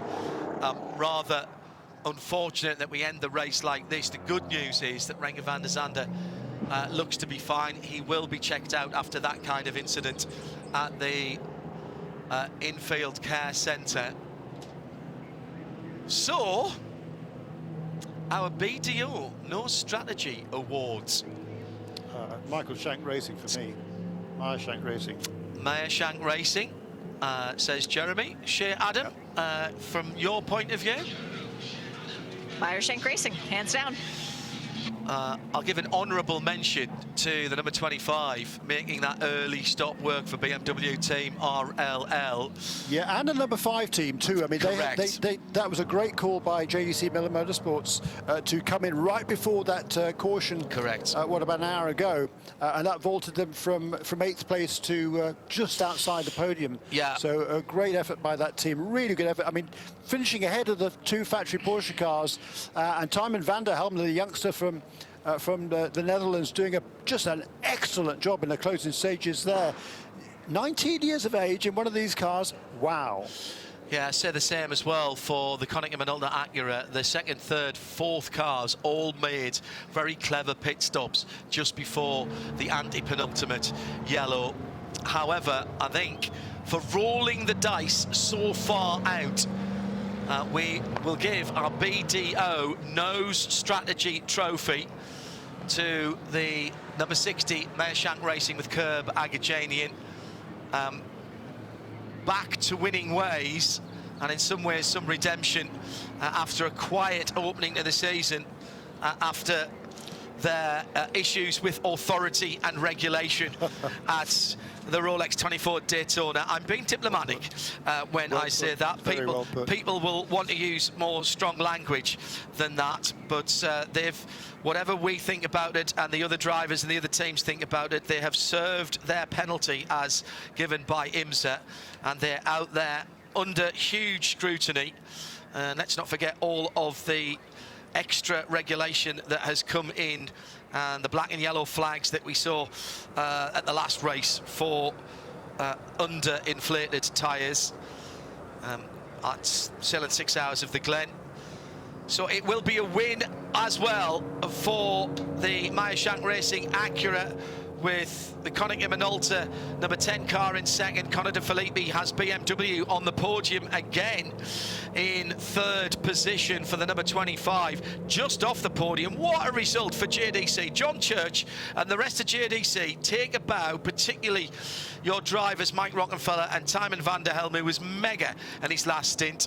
Then in fifth position, the fifth and sixth, the two Porsche Penske's. Across the line then, behind the Chevrolet Corvette safety car. And it is a win for Acura and the number 60 crew. Shea Adam is with the winning team. Lots of celebration going on, but it is very muted down here for Meerschaank Racing, as no one has even dared to come off the pit box. The car has crossed the line, the crew is celebrating, but Mike and Tom are still up high. I'm not sure if I should climb up there or wait until they come down. We've had the Felipe Fraga-driven Riley technology car come across the line, so that means that Gar Robinson has now won here, and Corvette Racing victorious at CTMP once again, as Brian Sellers gets the third win of the season for Paul Miller Racing and their BMW. All right, you said climb up. I'll climb up. Let's see if Mike's going to beat me down first, though, because it is a very steep ladder, and it's kind of one person at a time. So there's going to be there's also a penalty at the end there. Augusto Farfus has been given a drive-through for that incident with the 0-1, so he will take a penalty. Not sure that's going to change any of the positions, and of course can't give anything back to the car that didn't finish. Shit. Yep, let's jump in with Mike first, because he's come down. Mike, congratulations. Win in the shorter race. It was so close last year, but you guys got it done this year. Good on fuel, eh? We were, but, you know, we just had a little problem in that one stop, and then we needed to make an adjustment. Either try to race these guys straight up, which is impossible, or just go for it. And we said, hell with it, we're going for it. It's a little redemption. A lot of nasty things were said about my team, my partner, my family. It's not warranted after January. This is all for them, the doubters. Congratulations, Mike. And let's step in here really quick with Tom Blomqvist, because we were talking with him earlier on, and you were saying you had a little unfinished business. Business finished now. Congrats, you're a race winner at CTMP. Yeah, I mean, that's fantastic. We had a bit of, you know, the racing gods were looking down on us a little bit today. We rolled the dice there, you know, to try and go long, and the only way we were going to win that race really is if the yellows kind of played into our corner, and yeah, thankfully they did. So yeah, just so happy for the guys. They worked their backsides off all year long, really. You know, this car's been a lot of work. We haven't had the greatest run of recent races, so to get the pole yesterday and finish the job off today is just amazing. So yeah, really super proud of everyone here at MSR, and obviously, you know, great to get the job done for Acura and HPD as well. Congrats to the whole team. You guys earned it this weekend. Yeah, we did. So yeah, thank you. Now, if you want to stick with me, I'm going to try and work my way down and find more of our winners, because I see one very happy Gar Robinson. Gar, you're a race winner here, man. We talked about it earlier, the possibility. Now it's a reality. What does it feel like? I was so ready to be so disappointed, but we caught the traffic so well, and Felipe got through it better than Garrett. It was a little bit of, as Calvin Fish would say, argy-bargy at the end, but I guess it was all good at the end, so we'll take it. But Yeah, it's a little bit different than how we usually do it, but I'm happy for the close competition, and it's great to see them both push. Garrett and them did a great job. They were a great competition today, and we'll talk about it later. So, Congratulations, third one of the year. thanks, Jay. And if you'll stick with me yet again, I will move back because I see Madison Snow, and for him too, third race one of the year. Madison, we've talked about this before. You and Brian as a duo have never won 3 races in a year. Now you still have more races to go, but what's it like to win in Canada? I mean, it's awesome. I think Brian and I have finished third here once before, but the podium's been a little bit elusive for us, and so being able to finish here on the top step is awesome. It further cements your place as championship leaders as well, and it reclaims the sprint lead. I know you've said in the past you don't care about the sprint championship, but Paul certainly does of Paul Miller Racing. So to be able to get the win while he's here, does that make it a little more special? It's always special getting a race win. I mean, a race win's the best thing you can come home with. 11th one of your career. Congrats. Thank you. Jeremy Shaw, what a race. Not the way we wanted to see it finish, but happy to see Renger van der Zande step away from that big incident. Let's take GTD and GTD Pro first of all. Third win on the season for Paul Miller Racing. What a race from inception, and the McLaren team Korthoff coming home in third. Plenty of battling in that particular category, which was close all the way through. Top 10 pretty much all, certainly the top 8, top 10 on the lead lap at the end there. Yeah, it was a tremendous battle there, and hats off to the Vassar Sullivan Lexus team. A really good performance by Frankie Montecalvo and Aaron Telitz. They worked their way from dead last and having to make a drive-through pit stop early on in this race to come back to 6th position, and that's very good for their championship hopes. Of course, Brian Sellers and Madison Snow, they already led the points over Montecalvo and Telitz coming to this weekend, so of course they'll extend their lead, but it could have been a heck of a lot worse for that number 12 Lexus. Could have been a heck of a lot worse indeed for that. GTD Pro Corvette winning in that ahead of Pfaff Motorsport and WeatherTech. Looked like Daniel Hunkadella was saving fuel very heavily towards the end. Okay, but certainly, yeah, it's the first win for, since, was it Sebring last year for Corvette Racing, so that's exactly what they needed. The problem for Jack Hawksworth and Ben Barnick they finished, they did finish actually, didn't they, a long way down. Yes. But the good news is there's only 5 cars in GTD Pro, so they get 4th place points with the Harter Racing Aston of Ross Gunn and Alex Riberas crashing out earlier on. So that's limited the damage hugely for Hawksworth and Barnick. They'll still lead the points by, I reckon, now 96 over Danny Juncadela and Jules Gounon. And Antonio Garcia and Jordan Taylor in the Corvette, with just 13 points behind them, heading on to the next race at wherever it is. Let's go down to Shea Adam, who's with Corvette. And Jordan Taylor, because 100th race, 25th win, so that's a pretty good ratio for you. How good does it feel to get it done in Ron Fellows' backyard? Yeah, it's perfect. I mean, the Chevrolet Grand Prix, to be in a Corvette here, kind of our stomping grounds. To only have one car in the race is always difficult, but yeah, it's a classic Corvette racing victory. We didn't have the fastest car most of the weekend. Made some good strategy calls early in the race to jump to the guys, and then Antonio just stayed out of trouble on that last restart, and just drove to the finish, fended off the Porsche and Mercedes. So yeah, it's finally great to be back in victory lane, and hopefully it's going to kickstart the second half of the year for us. Can only go up from here. Great job, Jordan. Yeah, thank you. LMP3, great battle there as well. A little bit of bumping and grinding that saw Felipe Fraga for the Ranch 74 car. A very robust overtake to take the lead from Junior 3 Racing near to the end. Jeremy, what does that do to the championship with AWA? And actually, Wayne Boyd got ahead of Matthew Bell at the end. Not sure if that was deliberate for the championship for AWA that they swapped those two around. Yeah, they did, didn't they? With half a dozen laps to go. I doubt it, because there was only 2 points between them coming into this weekend. So it's very, very tight there between those two. So no, that won't be a strategic decision. That'll be Wayne Boyd getting one over on his teammate Matthew Bell. But Gar Robinson and Felipe Fraga, this is only the third round of the season-long championship, and the number 74 team won all three. So they're running away with it again in the points table. You know, that win, yeah, I mean, it's desperate, and no penalty has been called, I guess, by the stewards. Negative. Okay, if that's the way they want them to race, okay. Yeah, I mean, he stuffed the car right alongside him. It wasn't as if he just tipped him from behind, I don't think.